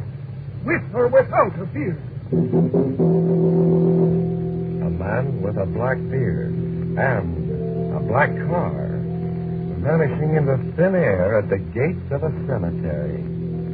But then, where would you expect the trail to end that began with a nightmare? A dream of murder at midnight.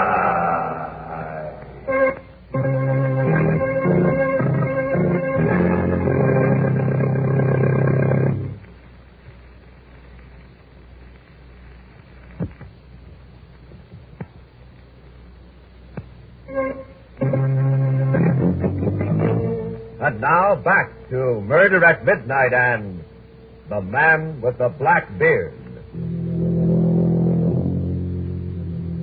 We find Evelyn deep in another terrifying encounter with the man who haunts her day and night. Evelyn.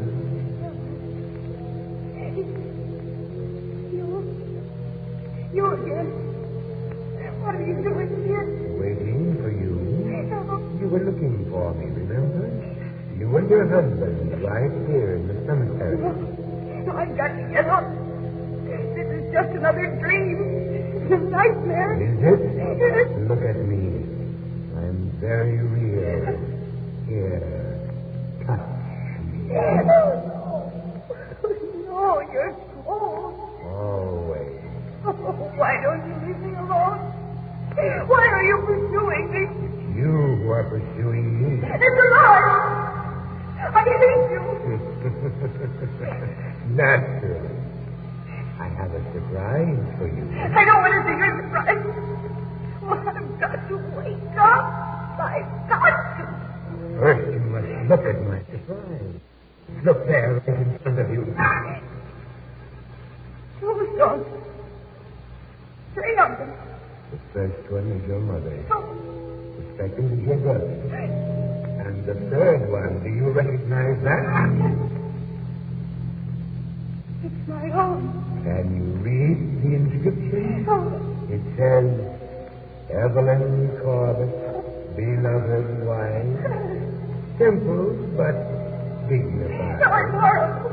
It's horrible. Now, if you kindly step down into your grave, our business is finished. No, I won't do it. I won't. I don't want to die. I'm afraid I must insist. No, I won't. This time you can't help yourself, even by waking up. This time in you go. Ellen! What are you doing on the floor? What is it? Oh. Darling, what's the matter? It was he again. It was the man with the black beard. He threw me into my grave. Oh, no, darling. You fell off the bed, that's all. Come on here. Here, let me help you up. Back on the bed. There.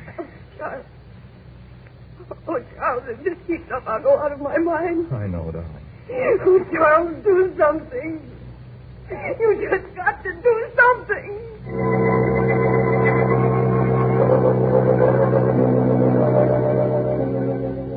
You actually saw him this man with the black beard, Mr. Corbett? I certainly did. He looked just as Evelyn described him to. And he disappeared at the cemetery. Yes, Doctor, he did. Well, that isn't so mysterious. He might have gone off on a side road or something like that. But he didn't, Doctor. Something like that. But he didn't, Doctor. He just vanished into thin air. Mrs. Corbett, I want you to try to remember how many times you've dreamt about it. That's important. Yes. 3 times. Are you sure? Well, I think I am. When was the last time someone close to you died? Died. About 6 years ago. Who was it? It was my brother. My only brother. Were you very fond of him? Yes. Did you have nightmares then? Well, Yes, I think so. Did you dream about the man with the black beard then? I'm not sure. Think back. No, I can't remember. I have a feeling that I did. Only I can't be too certain. It will come to you. Maybe not now, maybe tomorrow, the day after. Let me know immediately when it does. I don't get this, Doctor. What has that got to do with the immediate problem? A great deal, Mr. Corbett. But the man with the beard is a real person. No, he isn't. He isn't a real person. But he was No, there. I think he's dead. Hunting for me. I see. Of course, one way we can prove he's not is to get hold of him. Talk to him. Well, I'll take that job. I'll find him. And when I do, he's going to do a lot of talking.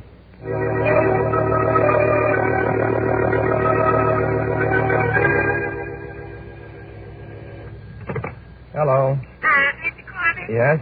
Oh, this is the office code. The boss wants you to investigate a new case. Yeah. The body of a Mr. Hampton was found in the river today. He was heavily insured, and they want you to go down to the city morgue and check with the body as soon as possible. Okay, I'll go down right now. Goodbye.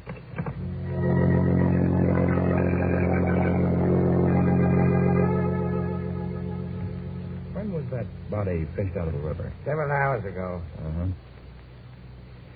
Okay. You can put the sheet back. Well, what do you think? Murder, suicide, or accident? Well, I don't know yet. Hey, there he is. Here. He? Who? The man with the black beard. He just walked out of the slab room. I didn't notice. Hey, wait a minute. Oh, gone. I'm taking the elevator. Ring. Oh, get to find that guy. Come on. Okay, watch your step. Did you just take down a man with a black beard? No, sir. But you must have. He came out of here just a minute ago. Well, maybe he walked down. It's only 2 flights. Huh? Where's the stairs? Right over there. Okay, I'll see.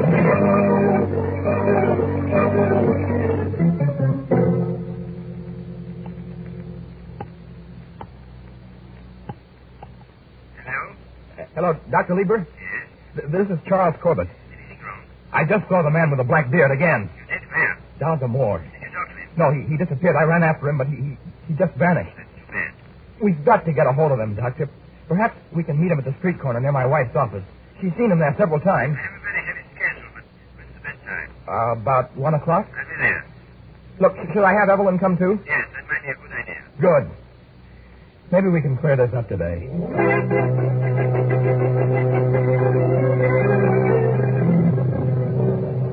Charles, I'm afraid. There's no reason to be afraid, dear. I'm with you, and Dr. Lieber will be here any minute. Well, if I see him again, I don't know what will happen. Nothing will happen. Believe me, darling.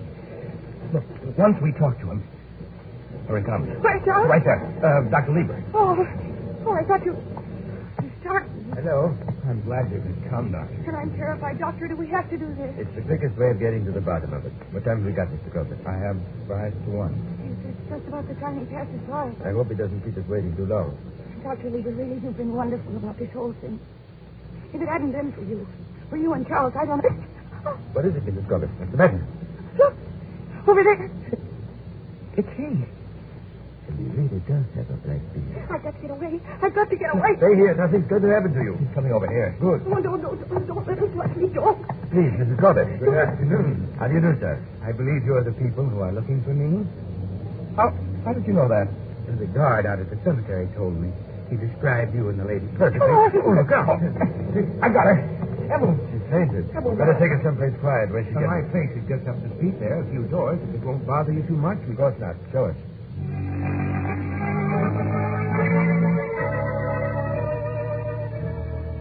Here we are. But this is says Blakely's funeral parlor. Yes, I'm Mr. Blakely. An undertaker? Yes, a mortician. Cool. This is finally beginning to make sense. Put it down on the cart there, Corbett. Thanks. How? Do you know Mrs. Corbett, Mr. Blakely? I've seen her a few times in the street. We seemed to have lunch at about the same time. She stared at me, and I assumed she knew me, so I nodded to her. You've had no other dealings with her? Not that I know of, no. What was your wife's maiden name, Corbett? Huh? Harper. Why? Would you look at me and open your files, Mr. Blakely? Well, yes, of course. Let me see. Hadley, Horton, and Harper. Cecilia M. Died January 26, 1926. Buried at... What? That was her mother. And that's the answer. She loved her mother very much. Very much. Yes, she was only 6 years old at the time, but she always had an age of deep feeling without any real understanding of cause and effect. Her mother died, and Mr. Blakely came and took her away. As a result, she attributed her death to him. He came to represent death to her, and thus became an object of terror and hatred. But I don't understand. After all these years, she didn't remember him consciously because she wanted to forget about him. But the subconscious mind never forgives or forgets. She must have seen him in the streets without really being aware of it. Then the subconscious mind went to work, started creating those nightmares. And you think that when we tell her all this and we explain, I'm sure of it. Yes, but Doctor, how can we explain the attendant at the cemetery and the guy at the morgue? You know, they said they hadn't seen him. Now that we know that Mr. Blakely, the bearded man, is an undertaker, a mortician, the explanation is simple. He was such a familiar figure at the cemetery and the morgue that his presence did not quite register on the unconscious mind. Just as we never noticed our waiter at a restaurant. Oh, yes, of course. I see. Now, let me take a look at her. Should be coming through now. Good heavens. What is it? Doctor, what's the matter? I don't seem to find any pulse. I can freeze. The strain and the shock. You mean? I'm afraid she is, Mr. Quebec. After all, when you believe someone to be dead, they can be dead.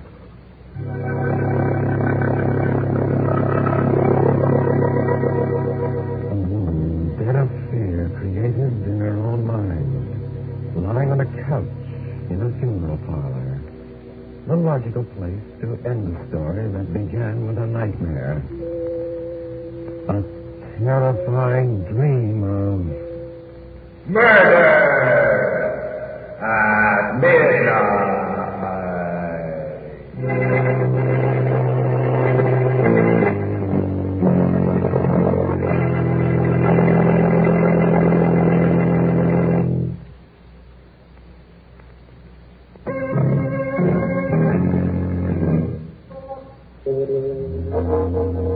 Remember to be with us again when death steps smiling from behind the tombstone. And the clock strike 12 for murder at midnight. The part of Evelyn Corbett was played by Mercedes McCambridge. With music by Charles Paul, Murder at Midnight was directed by Anton M. Leader.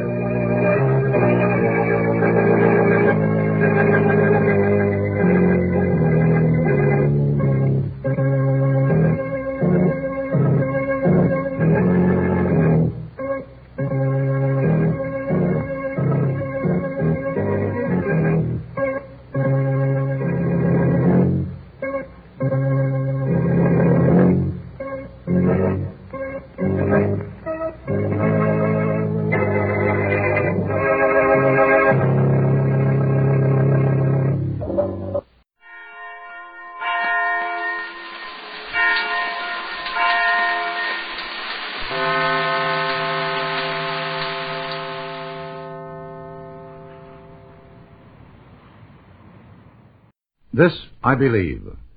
Born in St. Louis, educated at the University of Missouri, David Loth has published a magazine in Spain, has been a reporter in Sydney, Australia, written a critique on the Kinsey Report, and served as a consultant on the government's Point 4 program.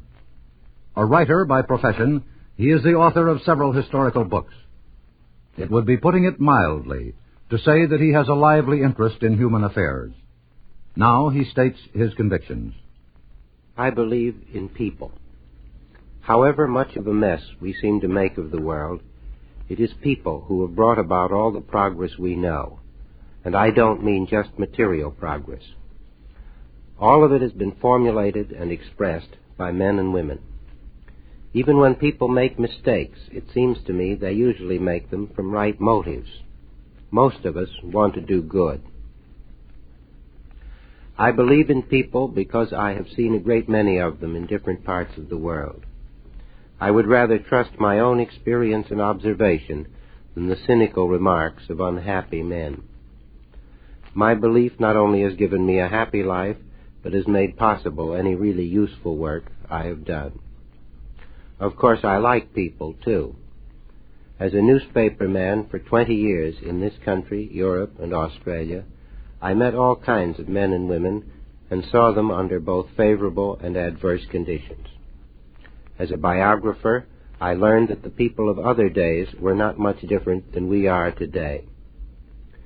The lesson of history, both the history of the past and the history we are making now, is that the people's instincts are almost always right. You can trust them. Their information may be wrong and their thinking muddled, but their feelings are sound, and progress stems from this fact. I lived in Spain at the time of the overthrow of the monarchy in 1931, and first heard of the establishment of a new republic when our cook came from the market, breathless with the news. Her very first comment, expressing what was uppermost in her mind, was given with an almost exalted look. "Senor," she said, "now our children will learn to read and write." It was a wonderful thing to see people animated by these ideals carrying out a bloodless revolution. I remember a dance at which the lights were turned out during the playing of the new Republican anthem, because, as one Republican leader told me, this is a social affair, and we don't want to see who won't stand up. That the counter-revolution was cruel and bitter does not change the fact that the people themselves in those years of progress were gentle and tolerant. I know nothing that proves the spirit of divinity in human beings more than the press's preoccupation with evil. As a newspaper man myself, I always preferred digging into stories of violence or crime or betrayal because they were so unusual. I once wrote a history of political corruption in America, and after years of research, I had to base it on fewer than 1% of our public servants. Just searching for crooks brought me into contact, historically speaking, with many more honest men. I hardly mentioned them in the book, but they are much more important to me than the grafters. On the day that I find myself being surprised by evidences of loyalty and integrity and tolerance in my fellow man, then I will have lost my faith. That was writer David Loth, who began his life in the American Midwest, exactly 3 weeks before the start of the 20th century, and has been living it fully and sincerely ever since.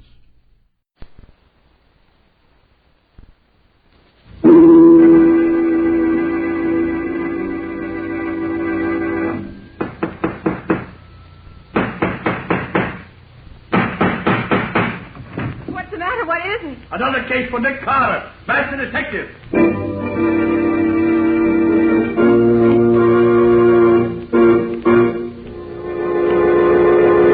Yes, it's another case for that most famous of all manhunters, the detective whose ability at solving crime is unequaled in the history of detection fiction. Nick Carter, Master Detective. Today's strange adventure, The Professor's Secret, or Nick Carter and the Mystery of the Z-Rays.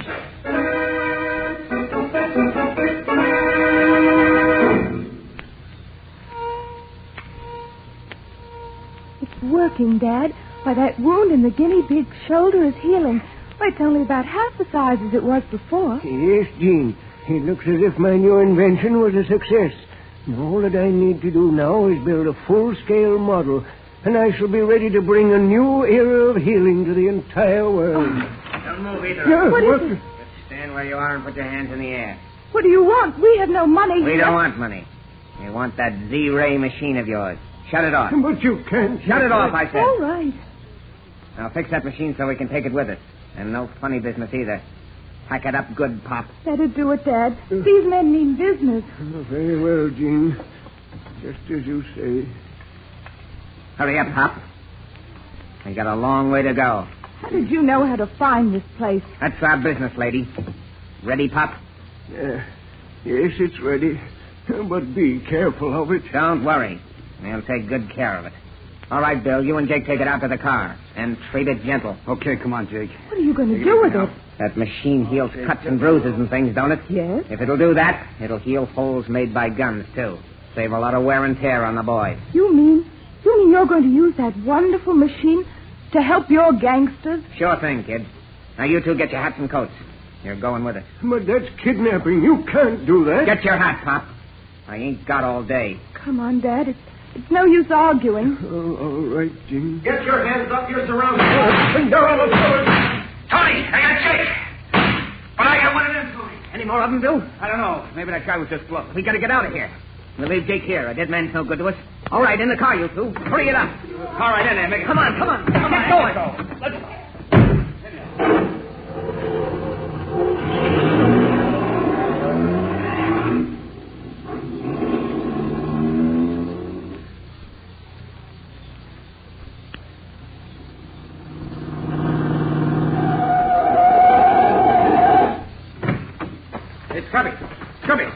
Scubby. Oh, there he is. Not dead, thank heaven. Nasty gash in his head, though. Come on, Scubby. Wake up, will you? Come on, Scubby. Oh. That you, Nick? Yes, Scubby, it's Nick. What happened? Oh. Well, you said to meet you here. You didn't get here. The gang started off with the machine and the prof and his daughter. I tried to stop them. One of them shot me. And I got one of them first, I think. Yes, you sure did, Scubby. He left his body here. You all right now? Yeah, I guess so. Good. Come on. Let's see if this dead gangster has any identifications on him. Probably not, but he might have. Let's see. No, doesn't seem to be a thing. Here. Wait a minute. He's wearing a money belt. Specially made. Made by Weaver Manufacturing Company, Brooklyn. Well, if it's a special kind of belt, maybe they know who they made it for. Yes, maybe. We'll find out anyway. Oh, another thing, Nick. I got a good look at one of the gang just before I went down. Good. His face was all covered with those peculiar dark-colored splotches that you told me about last winter, remember? That Asiatic skin disease. Oh, yes. That's a real clue, Scubby. Very few doctors can treat that disease, and it requires regular treatment. When we get back to town, you make it your job to find the doctor who treats him and get his name and address. Right, Nick. But how did you know this robbery was going to take place right here and at this time? A very peculiar thing, Scubby. As you know, I've been on the trail of this gang for weeks. Yeah? Well, I finally found a restaurant where several of the gang eat. Had lunch at it's noon. Two of the gang were there. I couldn't hear what they said, but I could read their lips enough to find out about their plan to rob the professor. So I called you back from your vacation in Connecticut, hoping that we could warn the professor and maybe block their plans and capture them. But what happened to you? You were late getting here. Oh, some drunken fool ran into me and locked his car into mine. So it took a wrecking crew to separate us. Just bad luck, that's all. Yeah, we might have had them if you'd been here, too. Well, too late for that. Let's get back to town and work on what clues we have.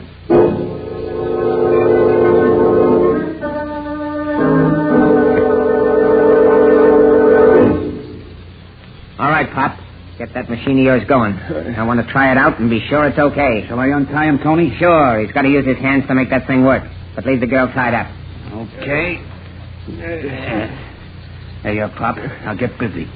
Gene, you think I'd better... Better do as they say, Dad. If you don't, they may kill us. The kid's right, Pop. Better do as we say and make it fast. Very well. Give me the machine. Yeah, Pop. Make it work. Why, I can't make it work. Huh? The main adjuster coil is missing. You mean it won't work without something that ain't there? As long as that coil is missing, I can't demonstrate it for you. It won't work. Look here, Pop. Are you trying to kid us? No, I assure you, I'm quite serious. That machine won't work without the coil. You still brought that thing down here just the way you gave it to him. You must have left it up there yourself. Perhaps I did. I was very nervous. Why, you old son of a dried-up mummy. I believe you did this on purpose. I believe you've tricked us. What's the diff, Tony? If he's got to have the coil, he's got to have the coil. If it ain't here, we got to get it. Yeah, you're right, I guess. What does it look like, you old goat? It's a small coil of green-covered wire, about 4 inches across. The last time I saw it was lying on the bench near where the machine was. Take a couple of the boys, Bill, and get it. First thing in the morning. And, Pop, you better pray they find it.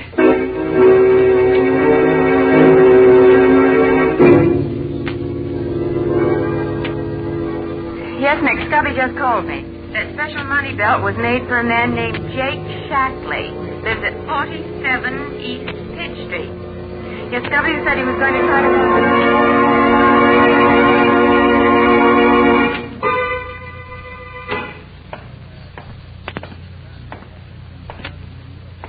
There it is.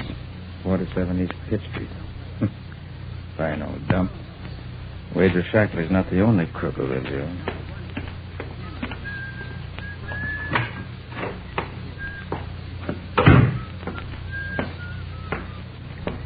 Oh, clerk. Yes, sir.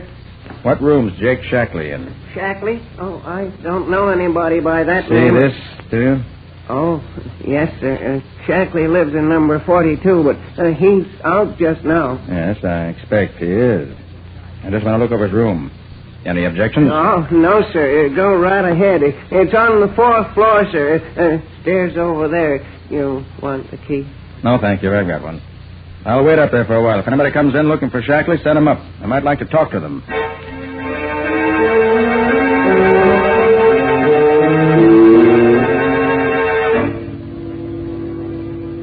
Yes, the man you describe is one of my patients. He comes here twice a week for X-ray treatment. If you have the proper authority, I can give you his name and address. Yes. Yes, I see. That is quite satisfactory. Now here you are. James Duane, 47 East Pitch Street. Glad to help you. Good night.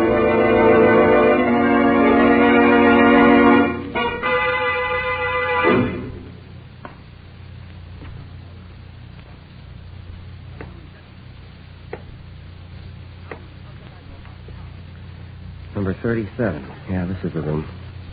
Wonder if anyone is in.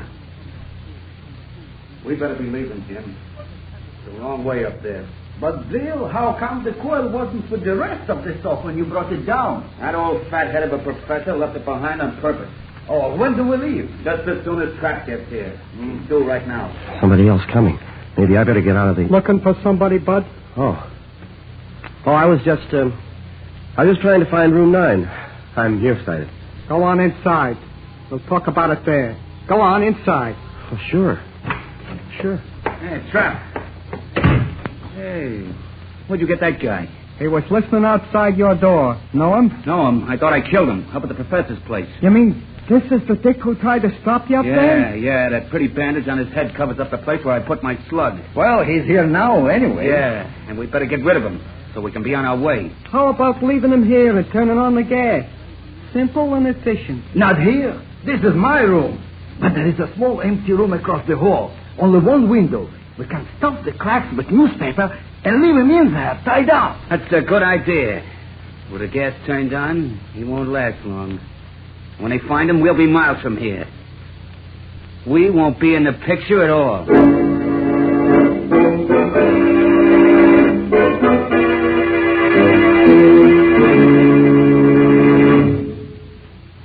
Well, Nick, this clue certainly turned out to be a total loss. Not a thing in the room that's of use. Nobody dropped in. Well, Mr. Jake Shackley must have lived a very lonely and uninteresting life. Nick, you better try another lead. Let's start by walking down those 3 flights of stairs. I would pick a clue that leads me to a place without an elevator. Hey, wait. A strong smell of gas on this floor. Better look into this. It must be down this way. Yeah, it smells stronger here. Yeah, this must be the room. Number 36. Didn't even lock the door when they left. Hope they don't take me for one of the uninvited. Might not like me. Scubby! Scubby, what in the... Where's that gas jet? Now for the window.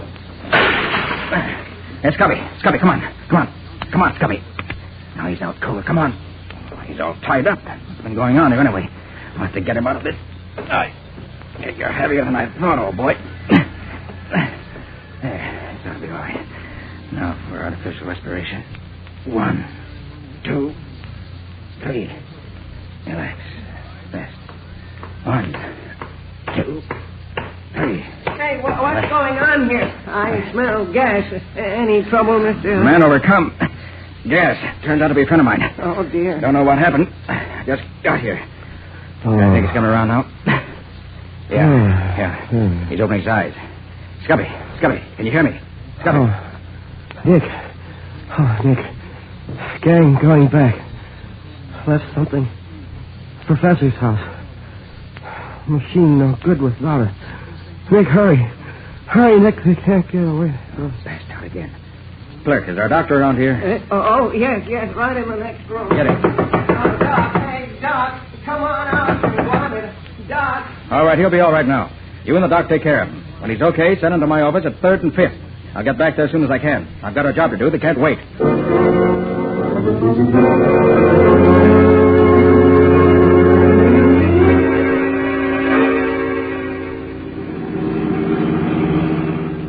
Are we really there, Nick? Practically, Patsy. The entrance is just around the bend ahead. I'm going to run the car off the road into the bushes here so it can't be seen by anyone going by.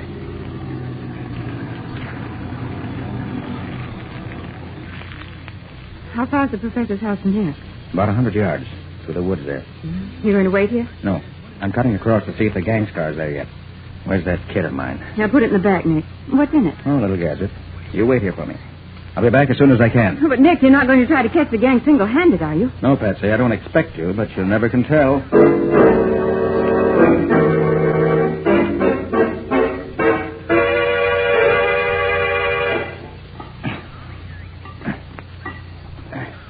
There. That ought to do it. Now. There, now, if I can get away from here before anybody sees me. Hey, Tony. Somebody's monkeying with our car. I gotta get out of here. What's going on, Jack? What? Oh, here. Two can play at this game. There, got him. I can see you. Okay, here. If I can get behind this bush. Oh, got me. After all, I get... You get him, Bill? I think so, but he got trapped first. Trap's dead. Want me to finish off the dig? No, we got the coil we come after. Nothing to keep us here any longer. I don't want to waste time hunting for a copper who's probably dead already. What about Trap? Leave him there. It's a long way back to town. I ain't particular about making the trip with a corpse.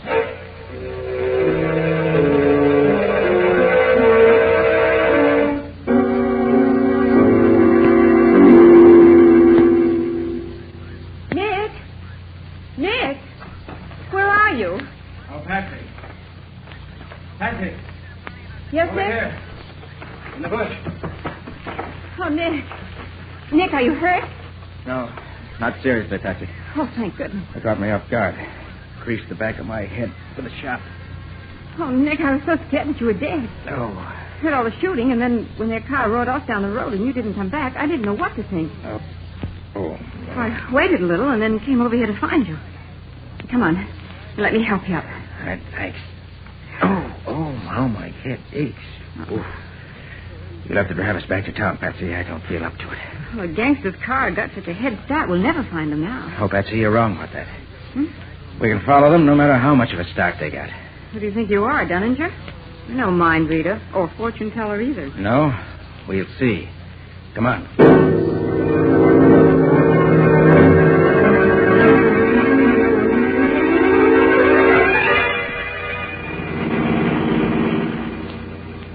Sure we're on the trail of the other car, Patsy? Don't be funny, Nick. Of course we are. There hasn't been any crossroad or side road yet where they could have turned off. Well, that's a great weight off my mind. Nick, how can you be so sure we can follow them no matter what roads they take? Wait until we get to a place where there's another road they might have taken. Then I'll answer your question. Oh, you. I think I better call Scubby on the short wave and give him some instructions. I left word for him to wait till he heard from me. KR calling YN. KR calling YN. Come in. YN to KR. Ready here. Go ahead. KR to YN. Pick up reinforcements according to plan previously arranged. Have men and machines ready in 1 hour. Stand by for further orders. We'll call you again 1 hour from now. That's all. YN to KR. Okay. Await your call in 1 hour. Signing off. Nick, you never told me. What are the code letters you use for identification? We use the last letter of our first name and the last letter of our last name. Mm-hmm. For instance, Nick Carter is KR. And Scubby Wilson is YN. Mm-hmm. And mine would be... Well, mine would be YN, too. Patsy Bowen. Well, Scubby is YN. What would my letters be? Just add the first letter of your first name. Oh, the first letter. Mm-hmm. Well, you mean my letters then would be PYN. That's right. Simple, isn't it? Look, Nick, we're coming to a crossroads. Which way, Maestro? Well, if they're going where I think they're going, they'd take the right fork. So try that one. Now, slow down a little bit, though. Okay. Now what? Just a minute. Stop the car. Well, what is it, Nick? Look there, Patsy. Looks like a firefly on the pavement. That's the answer to your question. Meaning what? It's not a firefly. It's a drop of luminous paint. Nick, you mean the other car is dropping those as they go along without knowing it? Exactly. All right, you can go ahead now.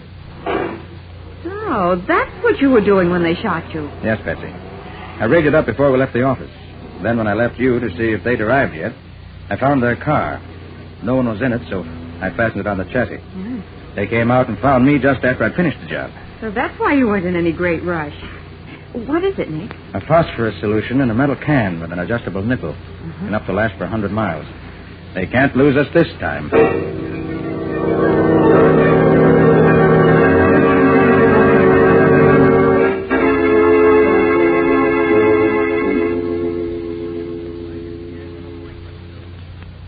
How much longer are you going to keep us here, tied up this way? Until my men bring back the missing coil, and it works. They should be back here by now if nothing's happened to prevent them. And for your sake, I hope... Here they are now.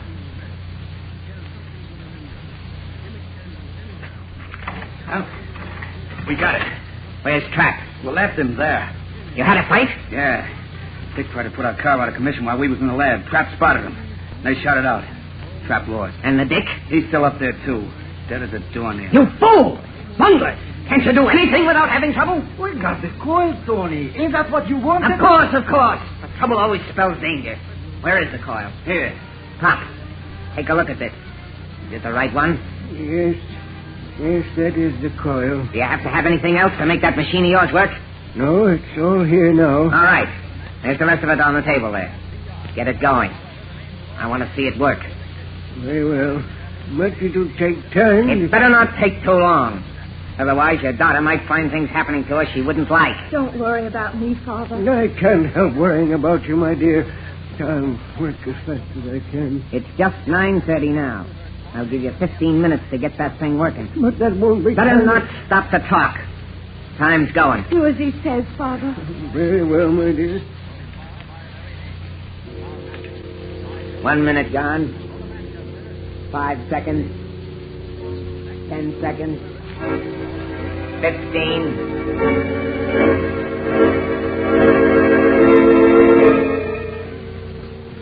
KR to YN. KR to YN. Come in.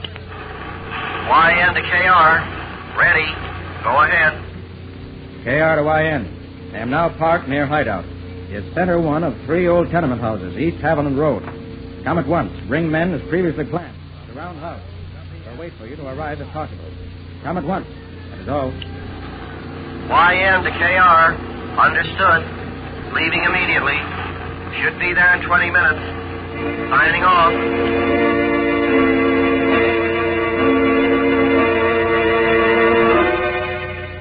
55 seconds. 12 minutes. 5 seconds. Father, can't you hurry? I'm almost ready. Just a second. 25 seconds. There. I think it'll work now. Ready, Pop? Yes. Turn on the current, please. I'll get it. Now then, what is it you wish to try? Try it on me, Tony. That dig got me in the shoulder. Very well. Try it on Jim's shoulder. Stand in front of the machine. No, a little closer. Bring your shoulder a little lower so as to be directly in front of the rays. This ain't going to hurt, is it? You want your shoulder fixed up, don't you? Sure. Shut up, then. Now, stay right there. Steady now. Gee. Feels good. Hey, Tony, look. The shoulder looks better already. Yeah. This will make us the tops of any gang in the whole world. How long will it take to fix him up as good as new, Pop? Well, this is only a small demonstration machine. It'll take several hours to complete the healing process. With a larger output of the Z-ray, it'll be much quicker. Hey, Tony, what's that? What's what? Them cars outside. Did you hear them? Cars? Stopping here? Yeah, there was two of them. See? There they are. You fool!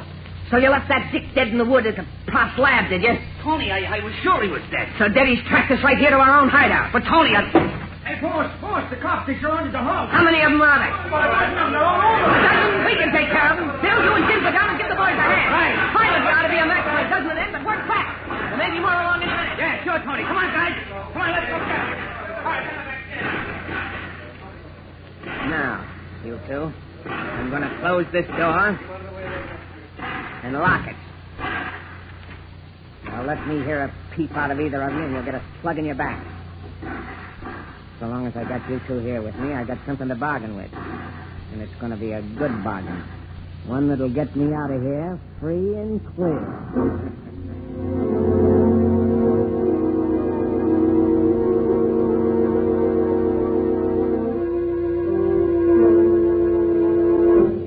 They all accounted for, Scubby? Yeah, Nick. Crowley got them all. One dead and 4 wounded. Oh, what fools they are. So busy defending the front and back doors that they forgot that little side window. Yeah. Once we got a man in there, it was easy. Were they surprised to be attacked from the rear? Did you find out where the head of the gang is? No, Nick. We searched every room in the house except this one. He and the old man and his daughter must be in here. Well, I know they haven't gotten away. I watched the house from the time I called you until they got here. I'm positive nobody left the house. Now, let's find out. All right, you in there. You might as well come out. You can't get away. You think so, Mr. Carter? So you know me, do you? Yes, I know you. And you know that you can't get away. I think you're wrong about that, Carter. What do you mean?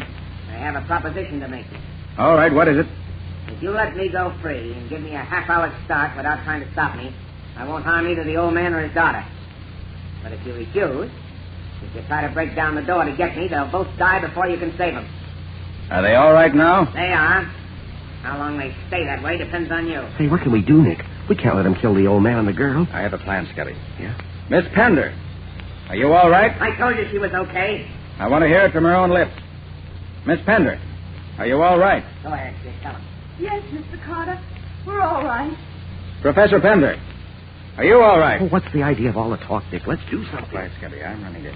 Oh, okay, Nick, just what you say. Professor Pender, are you all right? Yes, Mr. Carter. Nothing's happened to me. Your invention perfectly safe? Yes, it's quite safe at present. If you try to do anything except let me go, you'll find the machine wrecked and both of them dead. Is your father all right, Miss Pender? Nick, what in heaven's name are you trying to... Quiet. Miss Pender, is your father all right? Yes, he's all right. Well, Carter, now that you're sure everything's all right, are you going to accept my proposition or not? No, I'm not going to accept it. Then I'm afraid I'm going to have to kill both of you.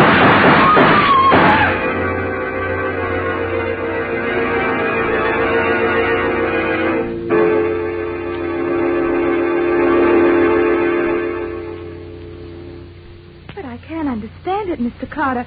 Why, you couldn't see him through the door, and yet you shot him dead. Yes, Mr. Carter, it's incredible.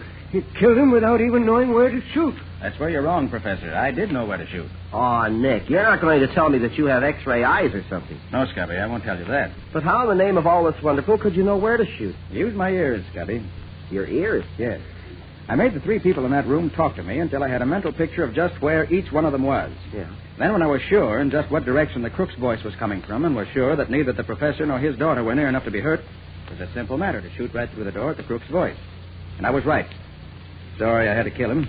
But it was the only way I could see to get him without danger to either of them. Well, I'll be your monkey's uncle. So you shot him by the sound of his voice. Exactly, Scotty. He'd kept his mouth shut, and I've had to agree with his terms. But he talked. He talked himself right into the hereafter. And I wonder if he can talk himself out of whatever he finds waiting for him there.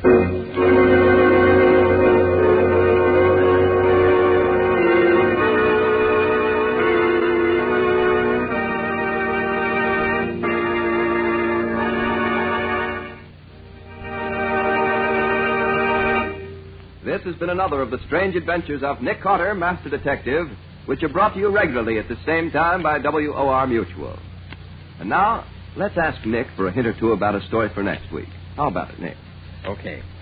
Well, next week's strange adventure was strange indeed. Scubby started for Philadelphia to get some information I wanted. But he ended up in another city under another name and occupying a body that wasn't his. And then we found that somebody else had borrowed Scubby's body to kill a man. I'm afraid I'm getting confused. Well, that's nothing to what was happening to poor Scubby. He didn't know who he was or what he was doing. And yet all the time, he was perfectly sane. And it wasn't until this boss crook, who called himself the Mystic, tried the same thing on Nick that we really got anywhere at all. Well, it sounds like something out of the ordinary, to say the least. What do you call it? Murder by magic. Or the mystery of the missing identity. And that's all for now. So long. So long, everybody. And so long to you both, Nick and Patsy, until next week. In the strange adventure you have just heard, Nick Carter was impersonated by Lon Clark, Patsy by Helen Choate, Scubby by John Kane. Original music was played by Lou White. The entire production was written and directed by Jock McGregor.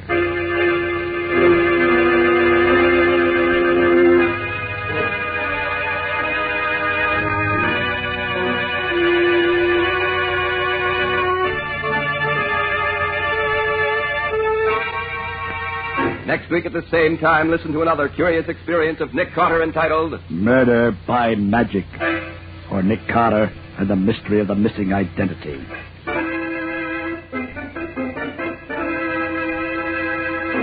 And now, a very special announcement. Beginning next week, the return of Nick Carter will be brought to you at a new time, 10:15 p.m. Eastern Wartime on Saturday evenings. Remember, beginning next Saturday, April 8th, the strange adventures of Nick Carter will come to you at 10:15 p.m. Eastern Wartime, and at that same time each week thereafter.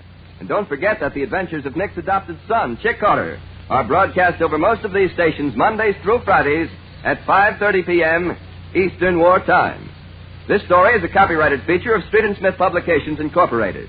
The return of Nick Carter is produced in the studios of WOR. This is Mutual.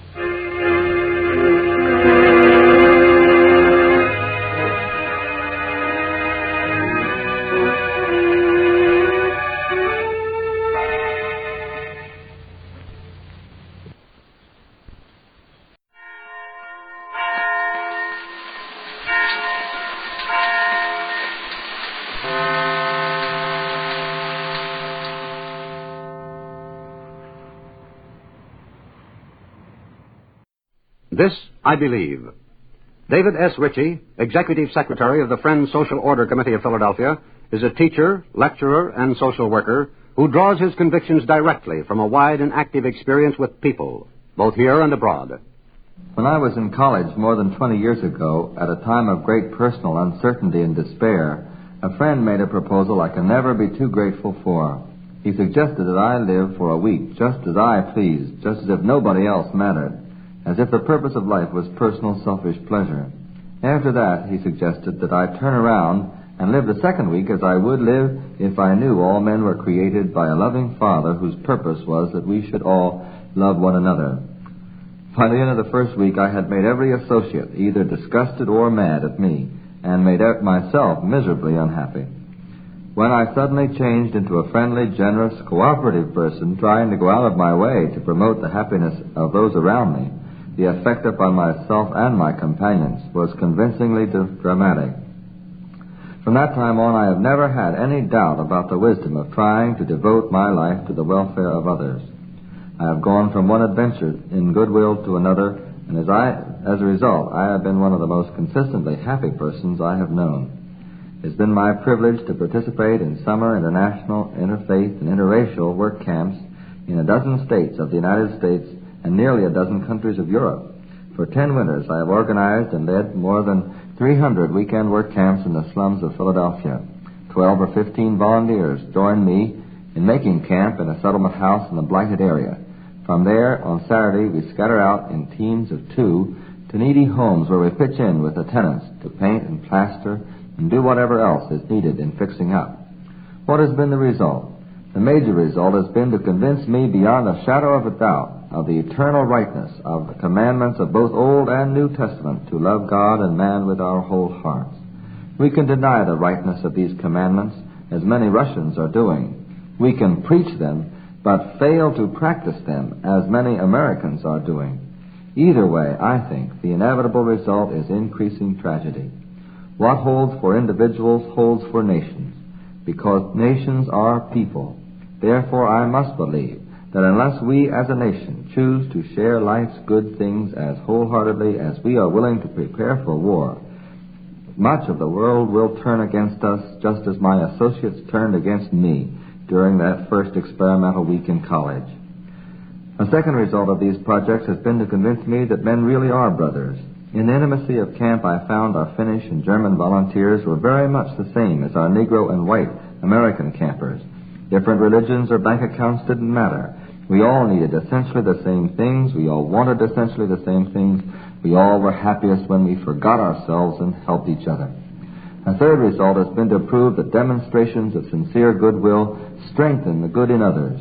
They do become more socially responsible. Whether Polish peasant or Philadelphia slum dweller, they respond to genuinely friendly action in a way that no amount of preaching or coercion could evoke. This experience, repeated 1,000 times, has convinced me that good ends of peace and security and freedom can be achieved only by good means of friendship and cooperation and love. I doubted that truth until I tested it myself as an individual. But I have tested it, and I have seen it work again and again and again. Now I believe it with all my heart. Good ends for individuals and for nations can only be achieved by good means. That was David S. Ritchie, a Quaker educator, who holds that the value of an honest belief rises in direct proportion to the sincerity with which it is not just preached, but practiced. Wheaties presents Night Beat.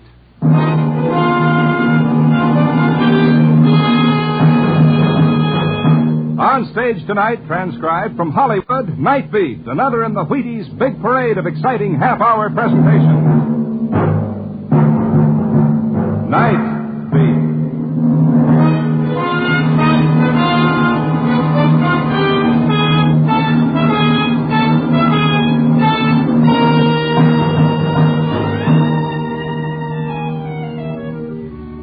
Hi, this is Randy Stone. I cover the Night Beat for the Chicago Star. Stories start in many different ways. This one began when I bumped into a wonderful legend out of the past and watched that legend die before my eyes. Night Beat, starring Frank Lovejoy as Randy Stone.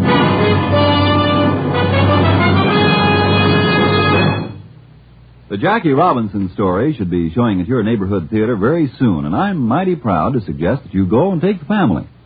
Because besides being the famous Brooklyn Dodgers second baseman, Jackie is famous to me as a real, true Wheaties champion. He eats Wheaties about 4 times a week, and that's what I like to hear. His wife eats Wheaties, his son Jackie Jr. eats Wheaties, and so does his grandma. If I had my way, that's how everybody's family would feel about Wheaties. Because Wheaties are that good. They're 100% whole wheat flakes, and you just can't beat whole wheat for nourishment. Wheaties are now showing at your neighborhood grocers in big orange and blue boxes. No waiting in line. Just step in there and ask for Wheaties, breakfast of champions. It's a wonderful morning when you've had your Wheaties.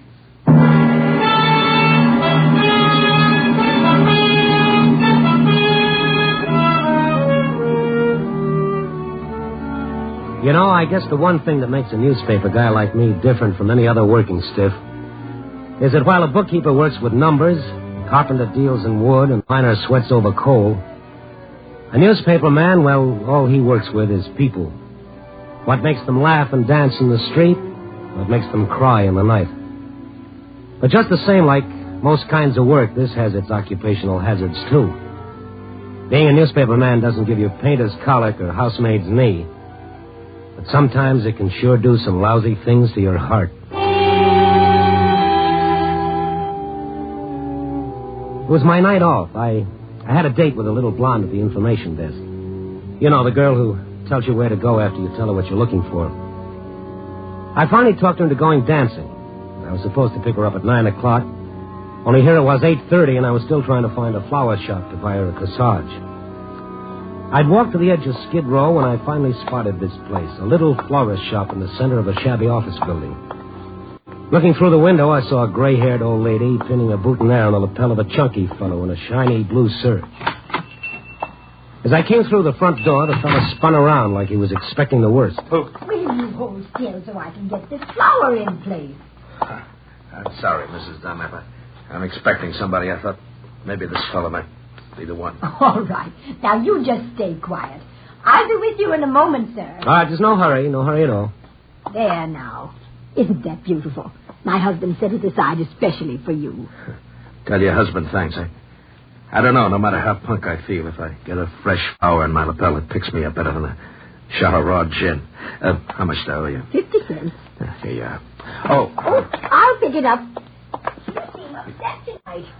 This person you're going to meet must be quite important. Yeah, it sure is.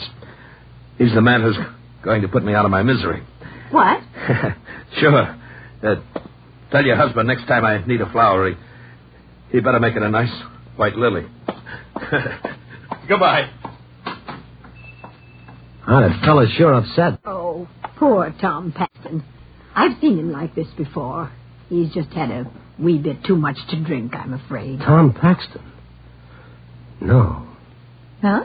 The rose in his lapel used to be his trademark. Oh, do you know Tom? Well, if he's the same one, I was never that lucky. Best I could do was worship him from a distance. Worship Tom? Yeah, that sounds crazy, doesn't it? 10 years ago, when I was in college, Tom Paxton was the greatest football star we'd ever had. He was one of the greatest in the country. He was a legend. Oh, well, it can't be the same man. I don't know. Once you get over the shock, the resemblance is there, and that rose in the lapel. I don't know, lady, but I'm going to find out.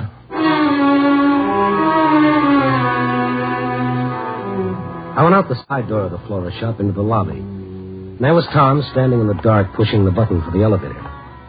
As I came up to him, he spun around again like it was part of an act that he always did on cue. Are you following me? Well, yes. You weren't just shopping for flowers there, were you?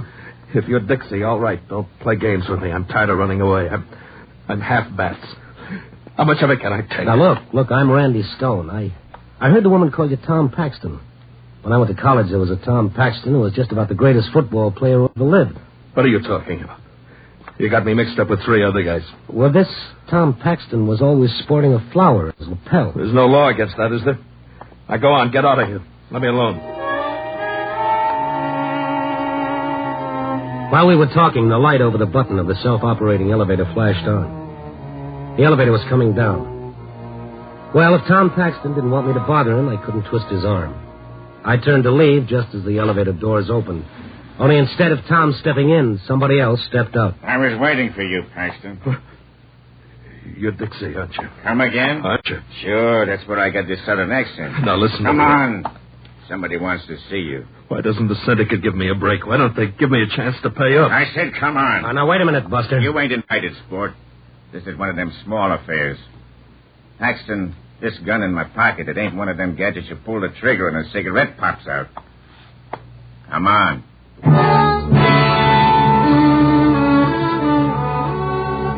Tom and the mug went out to a small black sedan parked at the curb. As the car raced down the street, I ran across the lobby into Dunlap's flower shop and called the police. When the squad car arrived, I told the boys what little I knew. We found Tom's office on the 4th floor. It told me more about his life since he left college than a 600-page biography. A battered couch, a filing cabinet with nothing filed away except a half-empty bottle of gin, and a beaten-up desk that gave up a couple of old racing forms. And then on the wall behind the desk, I saw something that really grabbed my heart. A picture of the college football team, with Tom right in front with a pigskin in his arms, smiling defiantly like nothing bad could ever happen to him. I hung around after the police left. The picture made me feel low. I wondered how many beatings you had to take to go from All-American to Skid Row. to maybe the county morgue. Then the office door opened, and Tom was standing in the doorway. Only he looked different. He didn't seem to be so frightened anymore. Well, I hear there were cops all over the place. What are you trying to do, get me some publicity? Did Dixie give you a stay of execution? No, that wasn't Dixie. Just one of Frank Burr's tough guys. Burr, the big shot Politico? Yeah, that's right. Had a little assignment for yours truly. Oh, yeah? How many times do you have to vote for him? No, it's nothing like that. I'm going to conduct a little investigation. Yeah, so you remembered the old halfback, huh? I thought you didn't know what I was talking about. Oh, well, I had a lot on my mind downstairs. Wasn't in any mood to chew the fat. Well, what are you doing these days? I work on a newspaper. Oh, is that so? Mm-hmm. Well, me, like you see, I went into the investigating game. It's not much of an office, but if big shots like Burr come to me, I guess it's not so bad, huh? No, I guess not. Say, this fella Dixie I mentioned, I don't want you to get any funny ideas about him. I just gambled a little over my head, like anybody does now and then. Well, I owe the Syndicate a few $1,000, so they think they can scare me by putting their hatchet men on my trail. Only if you remember Tom Paxton, no, he don't scare so easy. Right? That's right. Now, that reminds me, I better call the boys right now and tell them I'll settle up at the end of the week. I don't want them losing any sleep on my account. Well, I'll be going, Tom. No, kid. Stick around. I'd like to talk to you, kid. About old times, eh? All right, okay, Tom. Hello, Jack. Hiya, kid. This is Tom Paxton. Say, look, baby, I got some good news for you. I'll be able to settle with you boys at the end of the week. Well, I know I have, but this time it's on the level. Well, now, wait a minute, Jack. Don't hang up on me. Well, now, give me a break, baby. 3 days? Oh, but I can't do the job in 3 days. No, wait, please, don't hang up. Okay. 3 days. Let me tell Dixie to lay off. Yeah. Thanks, Jack. Thanks a lot. 3 days. How am I going to find him in 3 days? Tom, if there's anything I can do... What? Oh, yeah. Yeah, there's something you can do. You can clear out of here. So you found me out, huh? Does that make you feel good or something? Oh, now, look. Maybe if you'd taken the beatings I have, maybe if you'd been crossed up, stabbed in the back, slugged, cheated as many times as I have, you... Oh, what am I telling you for? Go on, get out of here. Sure thing. So long, Tom. No, wait a minute. Yeah? Look, you being a reporter, you could get into records I couldn't even touch, couldn't you? Well, I think so. Look, if I had a week, I could do it on my own, but I've got to find him in 3 days. Who do you have to find in 3 days? Look, Stone, I'm not going to kid with you anymore. I've got to make good on this job Burr gave me. I've got to get that fee. If I don't, this guy, Dixie, will... Who is this guy, Dixie? Well, that's what drives me nuts. Nobody knows, only the Syndicate. Well, why don't you go to the police? No. Cops are out of my line. If I could clean this job up in 3 days, Burr will pay me $5,000, and I'll be all right. That's like I've always said. All you need in life is one good break. And after that, you can roll on your own. Well, what about Burr? Well, for a big shot, he's sure plenty scared. Says the newspaper's trying to destroy him. Oh, so? So the only way they can do it is to find somebody named John Durand. I never heard of him. Nobody, but not to Burr. Well, what does Durand look like? Well, Burr wouldn't know what he looks like today. He hasn't seen him for 25 years. I've only got one thing to go on. Now, what's that? John Durand is a blind man. A big shot like Burr afraid of a helpless blind man? Afraid? Burr's as frightened of that blind man, John Durand, as I am of my unknown pal, Dixie.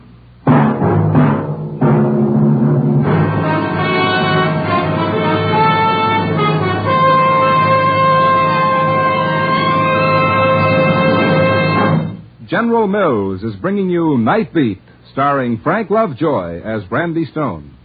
You know, it's a wonderful morning when you've had your Wheaties. You bet. You get up, you stumble out of bed. Well, you do, don't you? But when you get to the Wheaties, everything looks brighter. Because these are the toastiest, crispiest, friendliest little whole wheat flakes you ever shook a spoon at. They're nice to be with at the breakfast table, Wheaties are. Good as they are, with the rich, full, nut-like taste of good whole wheat. And that whole wheat, brother, what that whole wheat can do for you.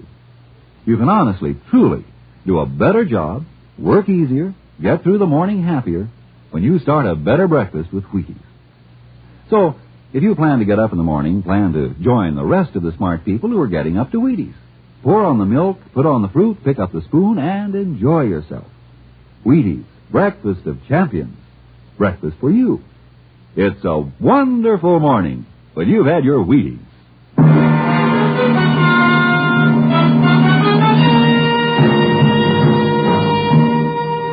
And now, back to Night Beat and Randy Stone.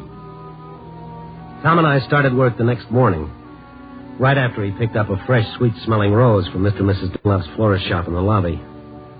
It's funny, but for Tom, a flower in his lapel was like a shot of Benzedrine. After that, we split up.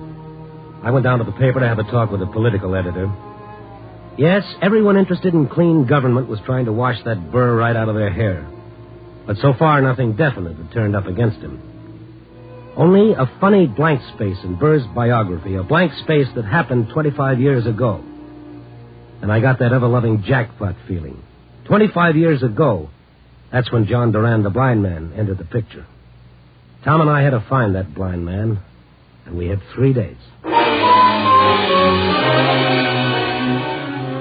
Randy, I'm calling from City Hall. I've checked all the city directories. No John Duran. Oh, that's great. I visited every agency that helps the blind. Nobody's ever heard of him. Well, what are we going to do, Randy? What else can we do? We keep looking. He's not on any credit report. His name's never appeared on any police blotter. Well, we're running out of time. Well, nothing to do but keep looking. I'm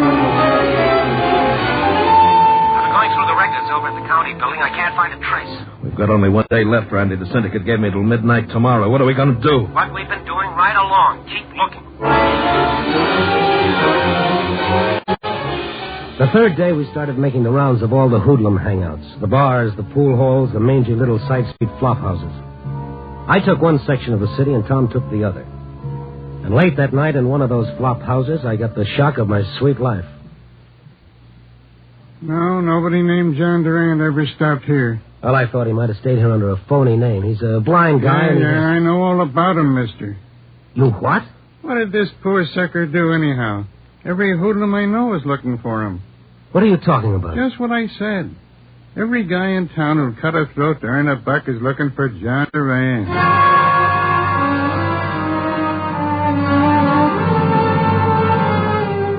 It was after 9 p.m. when I got back to Tom's office to break the news to him. Poor guy, he thought Burr had given him an exclusive assignment. And all the time, Burr had set up a private manhunt. He'd unleashed every mad dog in town to track down John Duran. When I got to the office, the door was open, but Tom wasn't around. I sat down to wait for him, and the phone started ringing. Hello? I'd like to speak to Mr. Paxton. Well, he's not around right now. Any message? Yes, this is Frank Burr calling. Oh, yes. You can tell Mr. Paxton that he can stop his search for John Durand as of now. Does that mean you found him? Oh, you know about it, eh? Oh, yes, I'm helping Paxton. Did you find Durand? No. But I know where I can find him when I want to. I see. I guess that winds things up. Yes. Tell Mr. Paxton, will you please? Yeah, look, as long as it's all over with. Why have you been so anxious to catch Durand? After all, he's only a blind man, and Mm-hmm. I'll ask a silly question. You get a silly answer. I had just hung up the phone thinking, poor Tom, now there's no way out for him. The 3 days were just about all washed up. Now there was nobody left but his friend Dixie. And then, like I'd said a magic word or something, the door to Tom's office started slowly opening. Tom came in leading a little old guy with smoke glasses and a white cane. Tom, you found him. You found Durand. I should be so lucky. No, this is Mr. Graham, one of the directors of the Institute for the Blind. Hello. How do you do? I'm going batty, banging my head against walls. I figured maybe Mr. Graham might give us a lead.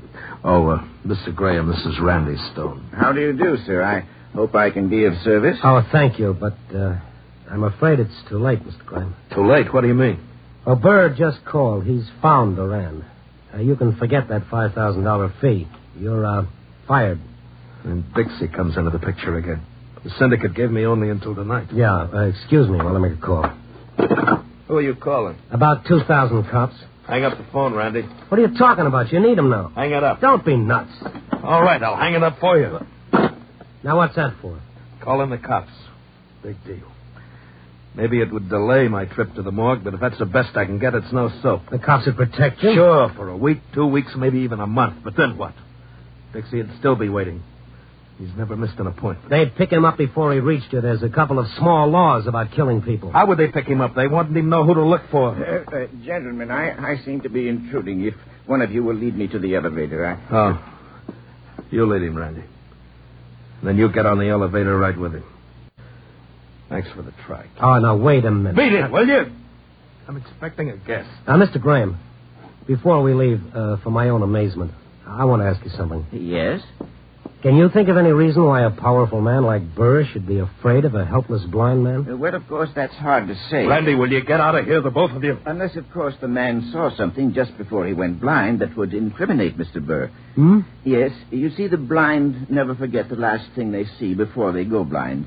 It stays alive in their mind until the moment they die. Well, then, if Durand had been a witness to a crime Burr committed and then went blind... That would indeed make him the greatest possible menace to Burr. Well, then that's it. Hooray for our side. A lot of good it does me now. I can tell you how it was when I went blind.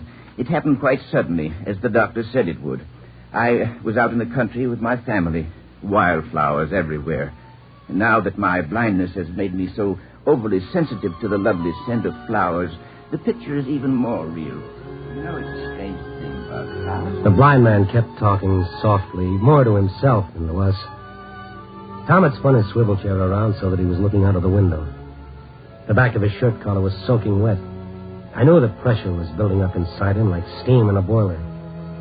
Absently, he'd been taking the ever-present flower from his lapel, and he was tearing it apart with nervous fingers. And then Tom's back stiffened. He was staring through the window down at the dark street. I looked over his shoulder. A big car had stopped a short way down the street. A heavy-set, well-dressed man had stepped out. As he passed under the street lamp in front of the flower shop, I recognized him from his pictures. Burr. It's Frank Burr. Tom's voice sounded cockeyed. I looked at him. His face was falling to pieces like an overripe melon. He was looking at the flower he'd taken from his lapel. Mrs. Dunlop, she won't like what I'm doing to her flower. Always so proud because her husband could select sweet-scented flowers. Graham, what did you say before? Now that my blindness has made me sensitive to the scent of flowers. Yes, I see. Mr. Dunlop, the florist. I never had a good look at him. He was always puttering around and back. You think... I know. John Durand was always just downstairs in the lobby. And there's still time for me, Randy. There's still time.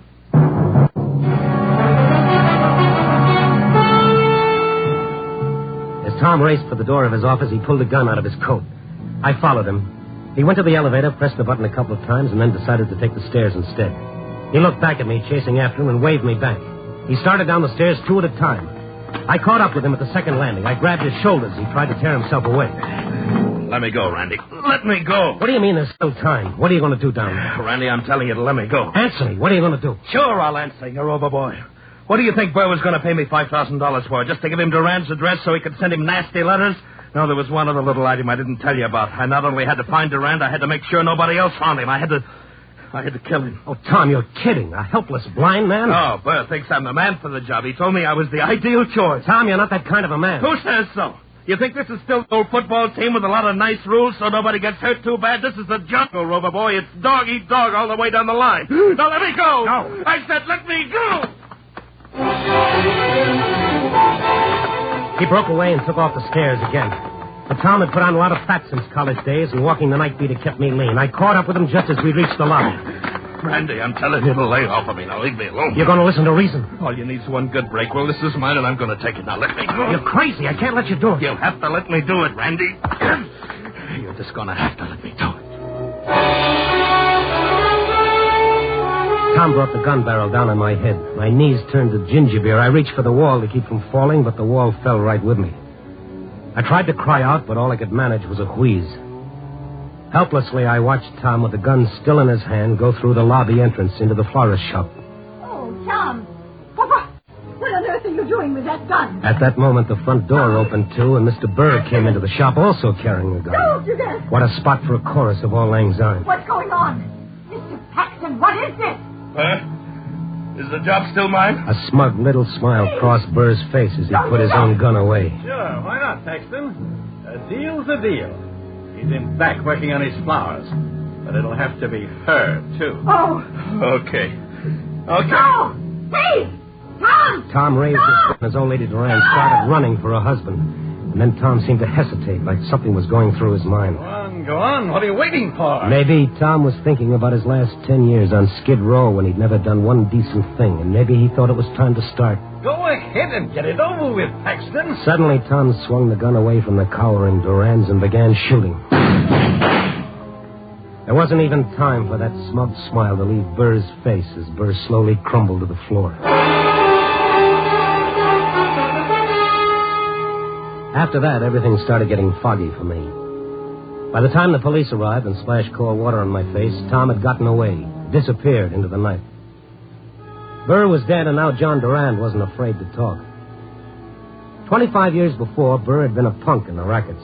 There'd been a bombing. One man killed, John Durand blinded. And the picture Durand carried in his mind, the last thing he saw before the lights went out forever, was Burr throwing that bomb. After that, Durand was afraid Burr would try to finish the job, so he changed his name and went into hiding. I told the cops about the gambling syndicate that had been hounding Tom, and they went after the boys. And all in all, it was quite an evening. Then around 3:30 in the morning, while I was sitting up in my office trying to bat out my night beat story, my telephone started ringing. Yeah. Randy, this is Tom. Tom, hey, where are you? Never mind, I'm okay. I just wanted to let you know you're pretty good to me, kid. Listen, every cop in the city's looking for you. Well, they can look until Christmas. It won't do them any good. I've got a hideout that they couldn't find with radar. How come? It's like I've always said, all you need is one good break. I got mine right out of a clear blue sky. Hmm? Yeah, real square. Met him at a bar. Didn't know where to turn. This guy buys me a drink. Says I look like I could stand a good meal and a place to sleep. He thinks I just blew into town and I'm down and out. Now he says I can stay here as long as I like. He's in the next room, so I gotta make this call short. Tom, I tell you, you're crazy for hiding out. The police will give you a break. Now says who? I'm telling you they will. And even if they did, what about the syndicate? What about Dixie? There isn't any more syndicate. Most of those hoodlums are already sitting in jail. What?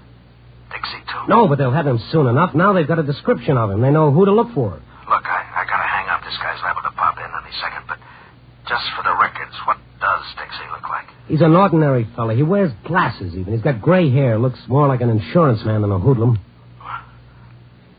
Dixie looks like that. The only two distinguishing marks, according to the police, is that thumb is missing from his left hand. Randy, has he got a white scar under his eye? How did you know that? Look, Randy, the guy that took me to this hideout, the guy that gave me the break, he's Dixie. What? Where are you? Quick, tell me. Oh, he's coming, Randy. Tom. No. No. No. Tom. Operator. Yeah. Like Tom always said, all you need is one good break.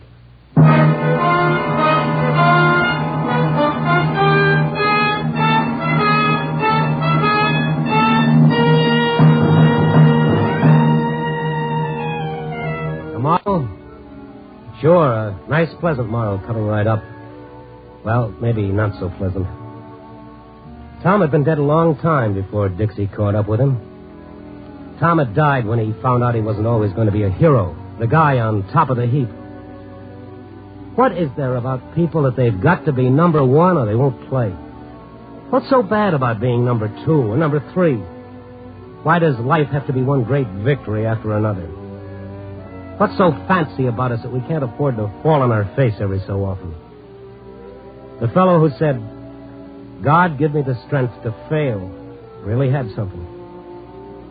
And besides, not making the top of the heap has its compensations, too. It's a lot less lonely down here among us also, Rand. Copy, boy.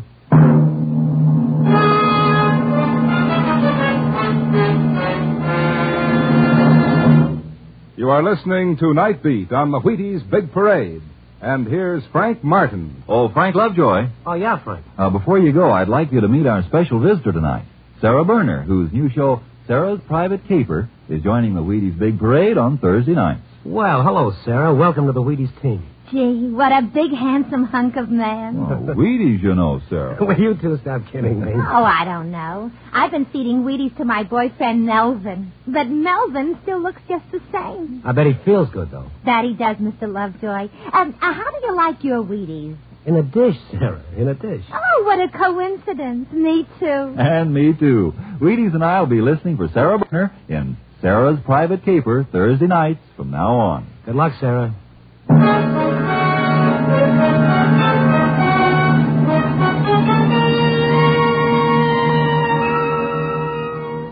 Night Beat, starring Frank Lovejoy, is produced and directed by Warren Lewis. Written and edited by Larry Marcus. Music by Frank Worth. The part of Tom was played by Bill Conrad. Others in tonight's cast were Jeanette Nolan, Ted Von Eltz, and Norman Field.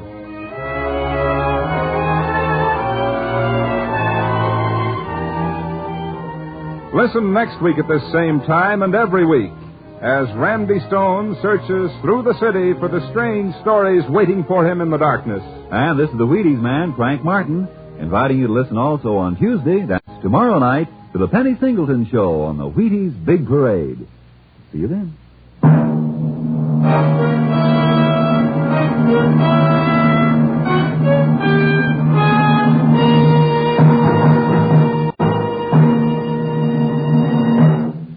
Night Beat came to you transcribed from Hollywood.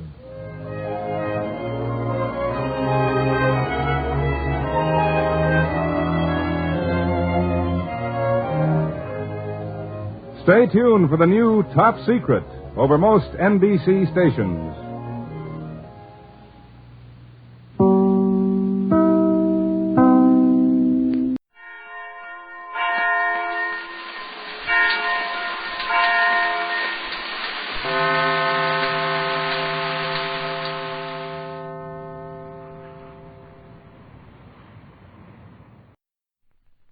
This, I believe.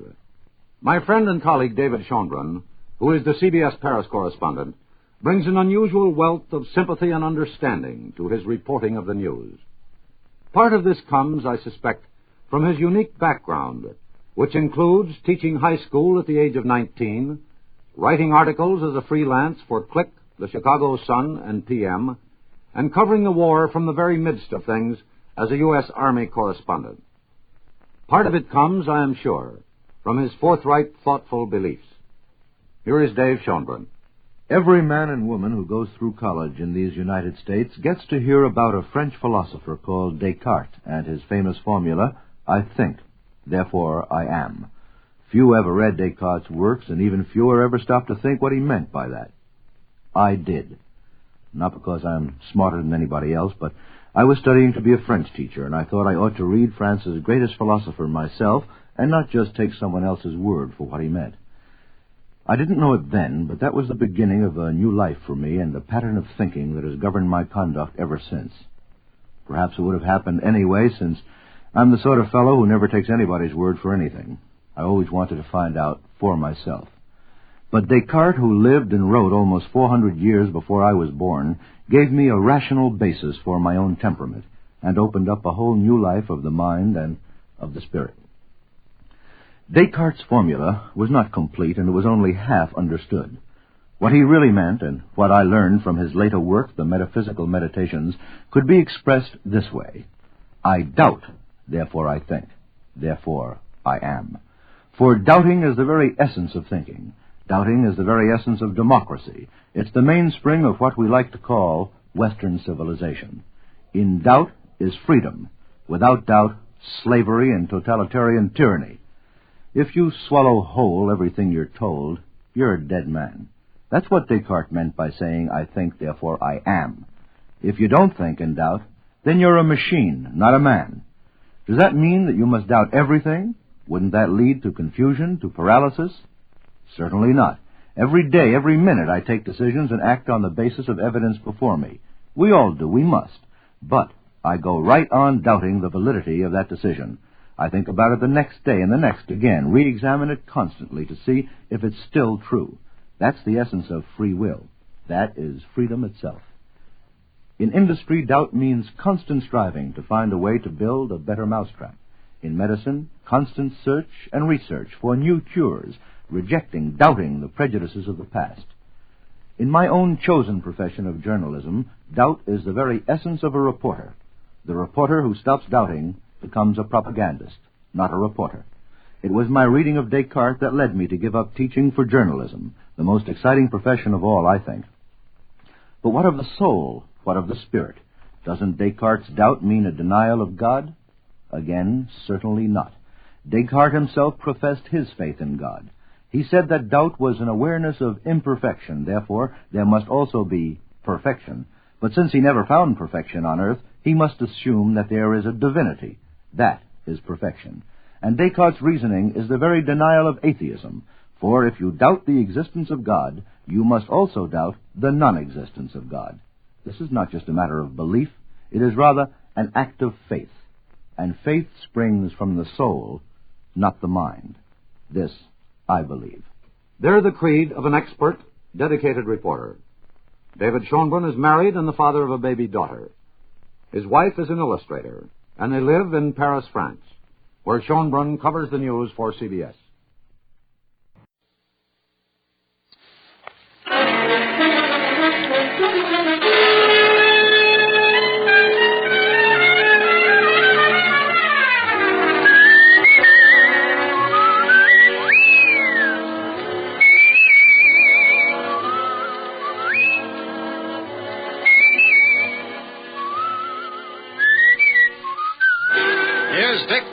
As Richard Diamond, private detective.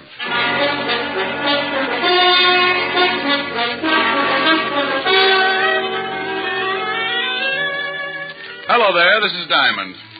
You know, I like to say that. Hello there, this is Diamond. I don't know why. Maybe it's just because I say it all the time. Hello there, this is Diamond. You know, I think it sounds kind of, well, pretty bad. Of course, I'd rather say, hello there, this is I've got a sponsor, Diamond, but that's silly, too, because if I had a sponsor, I wouldn't have time to say, hello there, this is Diamond. I'd be overshining his shoes. Confused? Well, so am I. Want to get really mixed up? Let me tell you what happened last week. This is real silly. So silly, it wound up with murder. I was sitting in my office thinking about June Allison when the phone rang. Diamond Detective Agency. No other corpse can make that statement. Oh, Rick. Don't believe it? Just listen to what one of our satisfied customers has to say about Diamond. I've been buried now on the 30 years. Rick. Hello, Ellen. You idiot. What are you doing? I know this will throw you. Nothing. No washing today? Finished an hour ago. Oh, by the way, I got a beef. A beef? Yeah. Those socks you knitted for me shrunk so much I need 4 more pair. Well, if they shrunk, what do you want with 4 more pairs? Going to start a new fad. Going to wear them on my toes, you know, toe socks. Well, if I knit you 4 pairs, that'll only give you 10 altogether. Oh, by George, you really pulled off a speedy, didn't you? Well, howdy. Wasn't half as bad as some of those ghastlies you come up with. All right, Smarty. Now, what's on your rural mind? Want you to do me a favor? Like, for instance? No, for instance. I told you a friend of mine would come up and see you, and I want you to do what you can for him. Mr. Diamond? Hold it a minute, honey. Yeah? Mr. Diamond, I was told to look you up. I am Rene. Rick, what is it? Helen. Yeah, what's the matter? Something just tiptoed into my office. I got a hunch you know about it. Oh, maybe that's Rene. That's what it says. If you are Mr. Diamond, I wish you'd please pay a little attention to me, or aren't you interested in a potential client? Hold it a second, honey. Sure, I'm always interested in a potential client. What did you do, lose your wedges? I beg your pardon? Forget it. I've got Miss Asher on the phone now. She just told me you were coming up. Oh, well, please say hello to Miss Asher. She's such a darling. Yeah. Honey, Rene says to say hello. Says you're a darling. Oh, well, say hello to Rene. He makes my hats for me. I'll get the story from him. Call you later. Now, Mr. Rene... Your full name is Bennet. Rene Bennet. How do you do? How are you, Mr. Bennet? Mr. Diamond, I have a problem, and Miss Asher seemed to think that you could help me with it. Well, depends. Cigarette? No, thanks. I never use them. Depends on what. You don't even know my problem yet. Look, I don't care if you swipe John Frederick's toupee. For $100 a day in expenses, I'll grow a mattress on his skull. Mr. Diamond, I can see that you don't know much about hats. You are so wrong. Oh, am I? Well, it may interest you to know that John Fredericks are two people. Mr. John and Mr. Fredericks. Look, Mr. Bennet, I don't care if they're patrol number 3 of the Brownies. Can you afford $100 a day in expenses? Mr. Diamond, I am the new sensation in hats. You must look lovely. Okay, Mr. Bennet, I take it you can afford me. Now, what's your problem? I want you to prevent the theft of my 3 latest creations. Hats? Creations, Mr. Diamond. Okay, creations.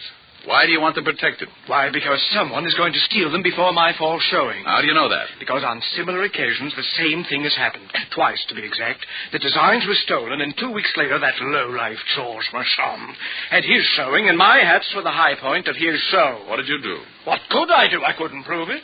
If I attempted to expose him, he would have said that I was lying. Everybody knows how much we hate each other. I'd have been a laughingstock. Do you think he had the hat stolen? I'm sure of it. And I'm also sure that someone in my salon is responsible for the actual theft. You know definitely? No, but I suspect my partner, Gerald Winters. He's always been jealous of my ability. Mr. Diamond, couldn't you open a window or something? It's frightfully hot. Oh, it's the air conditioning. I keep a bag of red-lip jumbos up in the vent. Sometimes they get stuck. Red-lip jumbos? Pistachio nuts. You like hats, I get hung up on pistachio nuts. Perhaps you should see a psychiatrist. I did. What happened? I sent him 5 pounds of pistachios just yesterday. Oh, well, here's my card. I'll see you at my salon, Mr. Diamond, in about an hour. Oh, and something else. I don't want my partner or the help to know that you're a private detective. What am I supposed to do, buy a hat? Well, I'll tell them that you're a designer from Hollywood. That way, whatever you say will be all right. See you in an hour.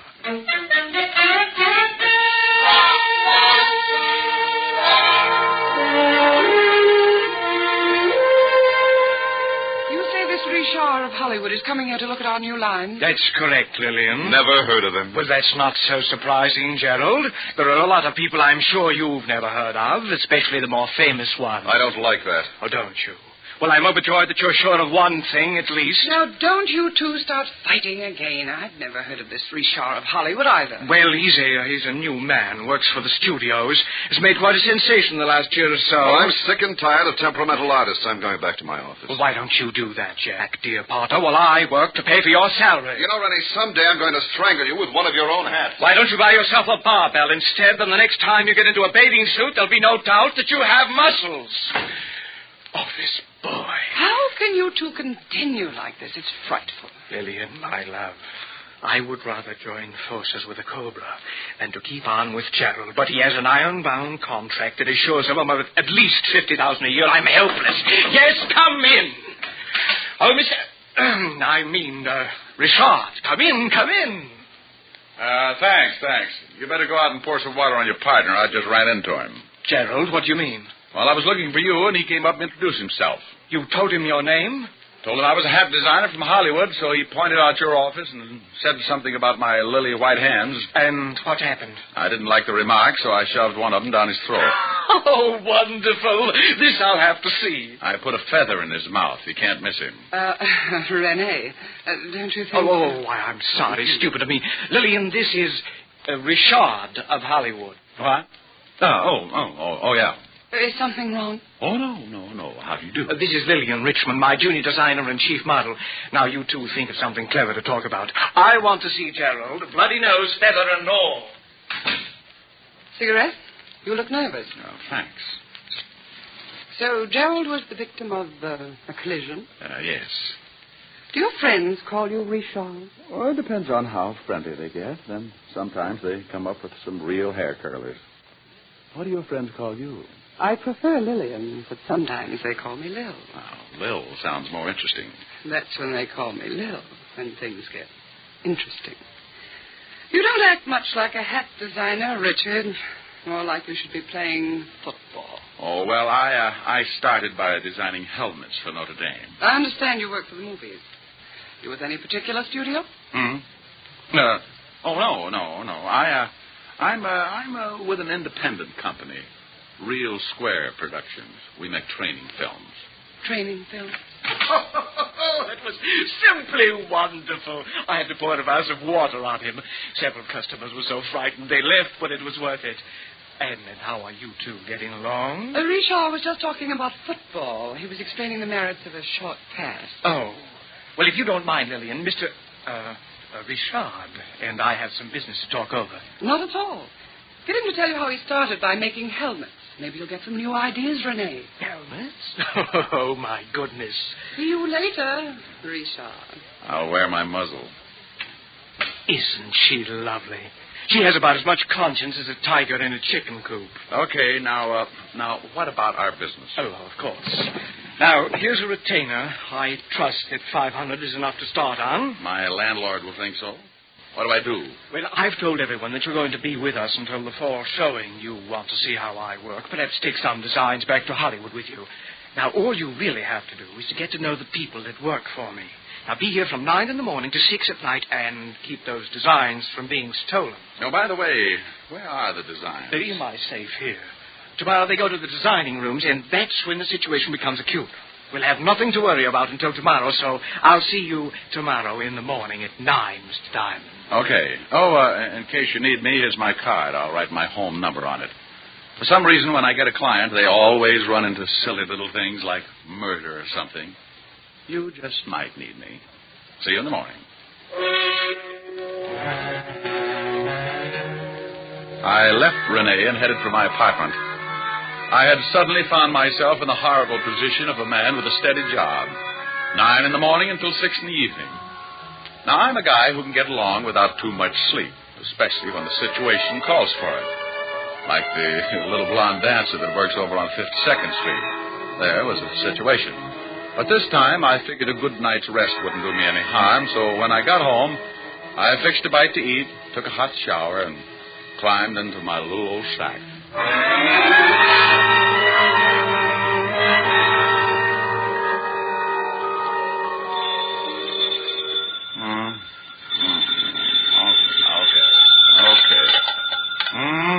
Diamond? Oh, hello, honey. Now, you stop that. Wake up. What? Oh, no. Who is it? It's Lieutenant Levinson. Oh, a bully for you. What time is it? It's 4:30 in the morning. Goodbye, Walt. Now, you wait a minute. I'm just trying to make things easy on you, and what was that hello, honey, for? Oh, I was dreaming. What do you mean, make things easy for you? I wanted to let you get here under your own steam. I know what a shock it'd be if I sent Otis down there to drag you out of bed. Oh, yeah. Horrible. That old 8 to 5, the Dracula was loose again. Hey, what do you want me there for? Well, I know you won't be surprised, but there's been a Ritter killing. Well, so what? So you're mixed up in it. Now get down here. Now, wait a minute. Who's dead? A guy named Bennet. Auto accident. Rene Bennet? Yeah, I guess that's the way you pronounce it. You see, Otis, you mallet head, you were wrong. It's pronounced Bennet, not Benny. That idiot was calling him Rene Benny. Walt, how did you know I was working for Bennet? Your card was found in his pocket. I'm at 125th Street, so come on up as fast as you can. Well, as soon as I get my football helmet off. Football helmet? You sleep in a football helmet? Well, I do. Don't you? Bye. I left the apartment and took off the address Walt had given me. It was way uptown on Riverside Drive. It was cold, and the fog had begun to drift in. I found Walt over near the prowl car, and he briefed me. Rene Bennet had been killed in an automobile accident. His car had crashed over a 100-foot viaduct. He went through the guardrail up there, Rick. Oh, wonder what he was doing way up here. Certainly wasn't headed home. Maybe he was going to see someone. Well, maybe. Better check and see if he knew anyone out this way. Now, you wait a minute. You think something's wrong? Could be, huh? He had a partner who might want him out of the way. Oh, it's a mess, isn't it? Yeah, pretty badly burned before the fire boys got here. Wait a minute. Otis is over there with him. Otis! Probably warming his feet. He couldn't warm those big things on an atom bomb. Otis! Yeah, Lieutenant? Yeah, Lieutenant. Did you find anything? Yeah, there's been a fire. Oh. Get over here. Walt, what about that card you found in his pocket? Why didn't it get burned? It was in one of his suits over at his apartment. I put in a call, checked his license plate, found out who he was, where he lived, and sent a couple of boys over. They came up with your card. You know how they all love you. Anything else in the apartment? Nothing yet. We'll get a report. Here I am, Lieutenant. He's getting smart. Oh, Hello, Shamus. Otis, get the car started. We'll go back to the station and wait for a report about this accident. Yeah. Lieutenant. No. No? That's right. You touch that siren and I'll throw you out of the car. Oh, the guy can't have any fun anymore.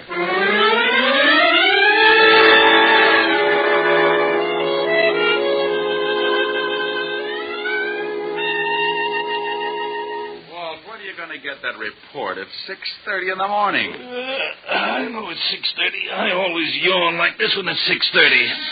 Oh, maybe this is it. Yeah? I got that report, Lieutenant. Take the marbles out of your mouth. What did you say? Oh, yeah, I'm sorry. I'm a little sleepy. Maybe you'd like me to sing you a lullaby. Oh, that'd be silly. Well, then make sense. I got that report. Bennet. Okay. He died from the fire. Autopsy showed he had a slight concussion, but not serious enough to kill him. What about the car? It wasn't tampered with. There was something funny, though. A steering wheel was smeared like someone had been wearing gloves. No prints. Benny didn't have on any gloves. How'd the fire start? Cigarette in the upholstery. Cigarette in the upholstery. Okay, Otis, I'll call you if I need you. Go on back to sleep. Did you hear? Yeah. Bennet was murdered. What makes you so sure? Walt, Otis said he had a slight concussion, but not enough to kill him, right? Okay. You want to tell me that he was unconscious the whole time it took that fire to start? Ordinarily, a cigarette smolders a long time. Then why didn't he get out of the car? Because he didn't have time to wake up. Someone helped that fire along, got it burning in a few minutes, and then pushed the car over the viaduct. Ah, that isn't enough. Okay. How's this, then? Bennet didn't smoke. Now, that I'll buy. But how do you know? He told me. I offered him a cigarette in my office this morning. Well, who do you think did it? Well, I know he had two enemies. His partner, Gerald Winters, and another hat designer, George Marchand.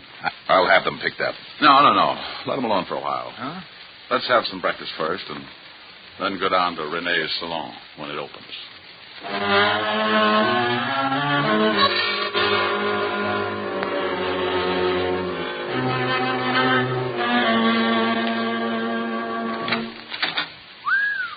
Quite a store. Yes? Oh, good morning. How's Richard from Hollywood? From hunger. Richard from Hollywood. All right, Walt. Oh, I wish Otis was here. He'd love this. Well, whose side are you on? Now, Walt, this is Lillian Richmond, Walt. Lillian, this is Lieutenant Levinson. Lieutenant? Homicide. Oh, well, I hope he's just in to buy a hat for his wife. Well, to buy a hat. Lillian, I just called Rene's apartment to... Oh, what do you want? Walt, this is Gerald Winters. Who split his lip? He ran into a fist. Where were you between 3 and 4 o'clock this morning, Mr. Winters? What do you want to know for? Gerald, this is a lieutenant from Homicide. I think maybe something's happened. What could have happened? I was in bed from 11 o'clock till 8. Besides, what's a policeman doing with the great Richard from Hollywood? Did someone see one of his creations and strangle to death? Where were you around for this morning, Lillian? Also in bed, but I can't prove it. Why? Rene's been killed. What? You don't seem too upset, Mr. Winters. No? Well, you're right. As a matter of fact, I'm not. How did it happen? Car went over the viaduct. Burned to death. Well, then why ask us where we were? It was an accident, wasn't it? No, it was not an accident. Mr. Winters, what happens to you now? You take over the firm? Well, yes. It all goes to me. I think you'd better come down to the station. Answer a few questions. Oh, no. You don't... Well, this is absurd. I hated Rene, but I'd never kill him. Rick, do me a favor and go over to this George Marchand. Talk to him until I can send Otis down to pick him up. You aren't a hat designer, are you? Bingo. You win another split lip. No, not that. Lay off him, Rick. Come on, Mr. Winters. Let's go. I knew he wasn't. I just knew that man couldn't be famous in Hollywood or anywhere else. Well? Mm-hmm. Police? Private detective. The name's Diamond. Mm-hmm. Did you ever play football? Yeah. Stop back after you see Marchand. I'd like to find out more about the game. Strong line and a good backfield. You've played it.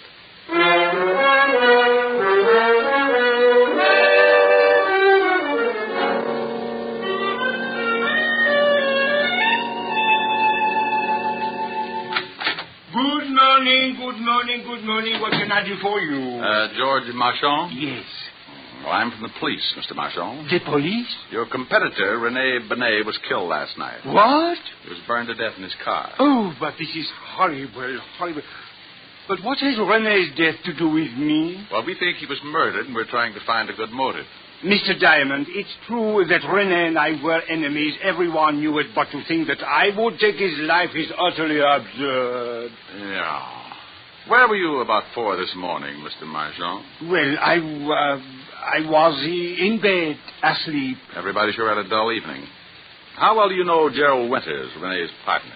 Just slightly. How about Lillian Richmond? By reputation only. One more question. When's your fall showing, Mr. Marchand? In 2 days. Well, be sure to be around for it. The police get very unhappy if a murder suspect catches the first plane for the border. Murder suspect? See you later, Mr. Marchand. I left Marchand counting his pulse and wondering just how much I did know. And if he could have seen what was going on in my little old mind, he might have grown a few white hairs. I grabbed a cab and headed for the 5th Precinct Police Station in Walt Levinson. Needless to say, he was not happy. Oh, now, you wait a minute, Diamond. I'm satisfied with Gerald Winters. He's the only one who had a motive. The only one who had a motive that you can see. Too many things point to someone else. Give me a for instance. Oh, you always want a for instance. Well, hang it, you're trying to convince me that Winters isn't the killer, aren't you? Yes, I am, Walt. Then I want a for instance. I want to know your reason. Well, Winters and Rene hated each other. Even as partners, they really wanted each other out of the way. You crazy. You just gave me the best reason for hanging on to Winters. Walt, when Rene was killed, he was 10 miles away from his apartment going in the other direction. So what? Did you find out if you knew anyone who might live out that way? Even if he didn't know anyone out that way, I still say so what? The killer went for a drive with him, got out there, hit him over the head, poured gasoline on the seat, and dropped a cigarette. Pushed him off the viaduct. And Winters smokes. I know. I sent a whole carton down to his cell to make sure. You're right about how the killer did it. But do you think Rene would have taken a drive like that with a man he hated, knowing how much a man hated him? Huh? And another thing.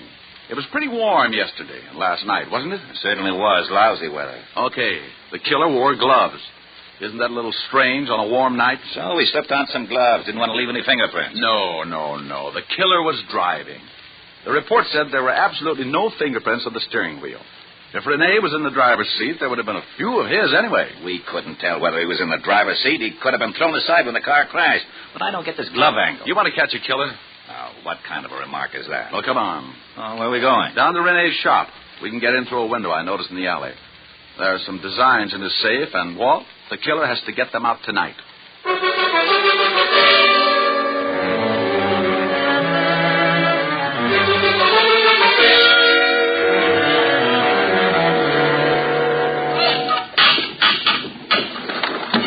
There you are, Lieutenant. It's Jimmy. Rick, I don't like this, busting into a place without a warrant. Oh, go on. Climb in and watch out for the burglar alarm.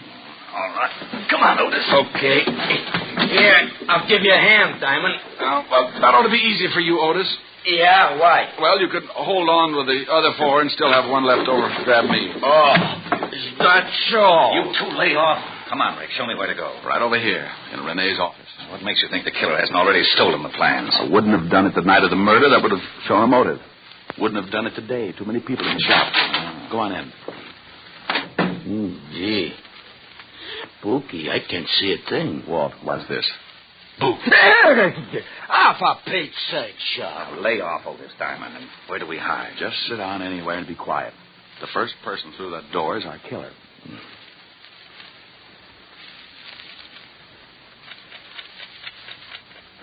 Clock is going to drive me crazy. You want me to shut it off? How do you shut off a clock, stupid? Busted. Oh. Rick. Yeah? I still don't understand why that glove angle is so important. Well, as a single item, it's not so important. But along with the rest, it was the first thing that gave me an idea of the killer. Hey, Lieutenant. Yeah? I think I got it.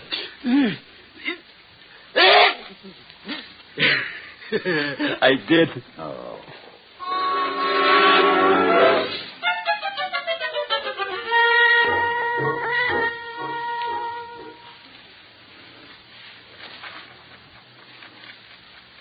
Rick, it's 3:00. I don't think your killer's going to show. Yeah, I'm getting stiff. Hold it, Walt. I think we have a customer. Otis, get up and stand next to that light switch. Flip it on when I tell you. Yeah, right.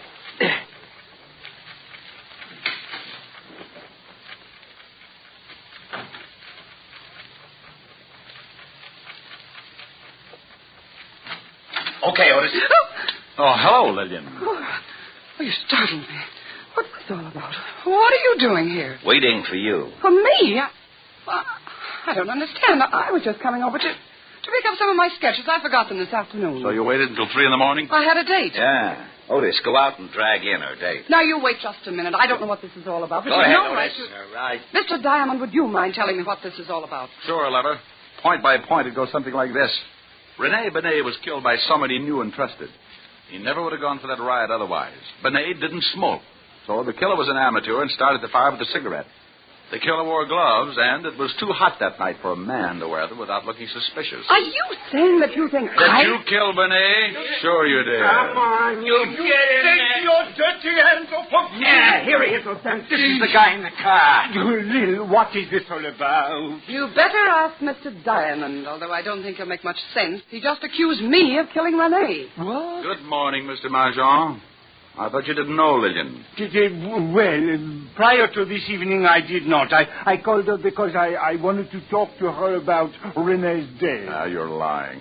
Today at your shop, you call me Mr. Diamond. How did you know my name? Well, you told it to me. No. You're fibbing again. I just said I was from the police. Only one person who knew both of us could have called you, and she also knew I was on the way over to your shop. Didn't you, Lil? The name is Miss Richmond. Now prove that I killed Rene. You've got no motive. Well, the designs are enough to start with. You probably suspected I wasn't a hat designer. And you knew you had to work fast if you were going to get those designs to Marchand here before this fall showing. That's not true. Lillian never gave me any designs from Rene. You know, of course, Mr. Marchand, that if we stick your girlfriend with a murder rap, you're an accessory before and after the fact. What? Sure, maybe you'll get to sit in a nice electric love seat and hold hands. Oh, but I had nothing to do with the murder. Well, you knew about it, and you knew who did it. That's enough to put you away for 20 years. Being mixed up in the actual motive might get you life. No. She was the one that did it. She knew Winters would be blamed for it. George! Yes. She stole the designs for me because she wanted to ruin Bennet and take over his salon, but I did not know she was going to kill him. Why, you dirty little man. You did know it. You helped me plan it if I got the best sketches for you. I'll tear your eyes out. Get her away from me. Come on, lady. Let's go. Okay, haul them both out to the car. Rick, I don't know how. Rick. Oh, no. Rick. Oh, why does he always disappear like that?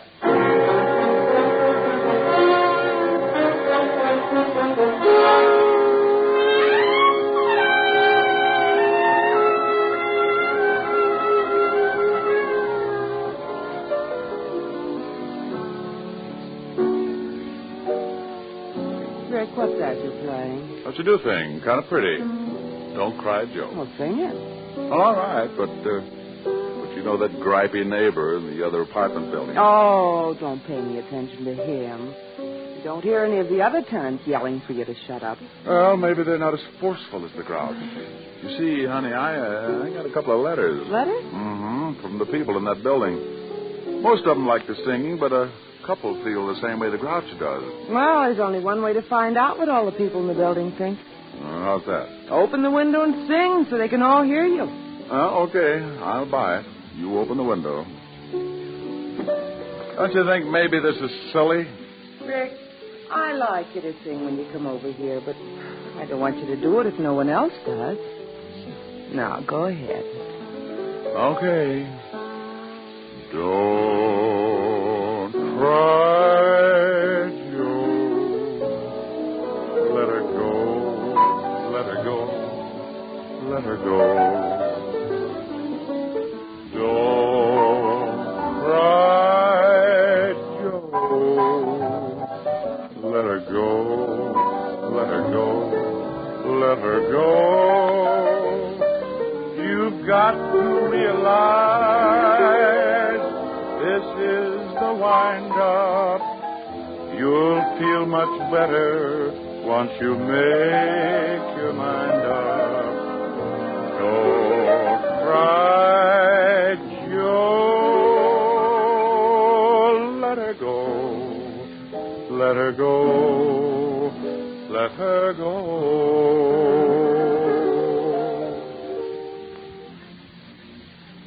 No reaction yet. Maybe they all took poison. Well, give them time. We'll find out soon enough. I guess so. Come on, let's go to the kitchen and case the icebox.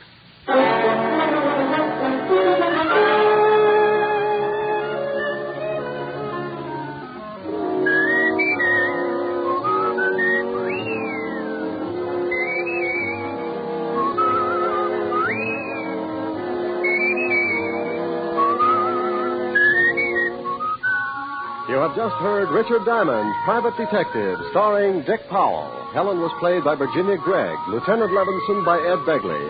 Also in our cast were Wilms Herbert, Hy Aberback, Kay Brinker, Clark Gordon, and Jay Novello. Music was under the direction of Frank Worth. Richard Diamond is written by Blake Edwards and directed by Richard Sandville. Dick Powell soon will be seen in the screen version of the best-selling novel, Mrs. Mike. Now, this is Eddie King inviting you to be with us again at the same time next week when we will again bring you Dick Powell as Richard Diamond, Private Detective.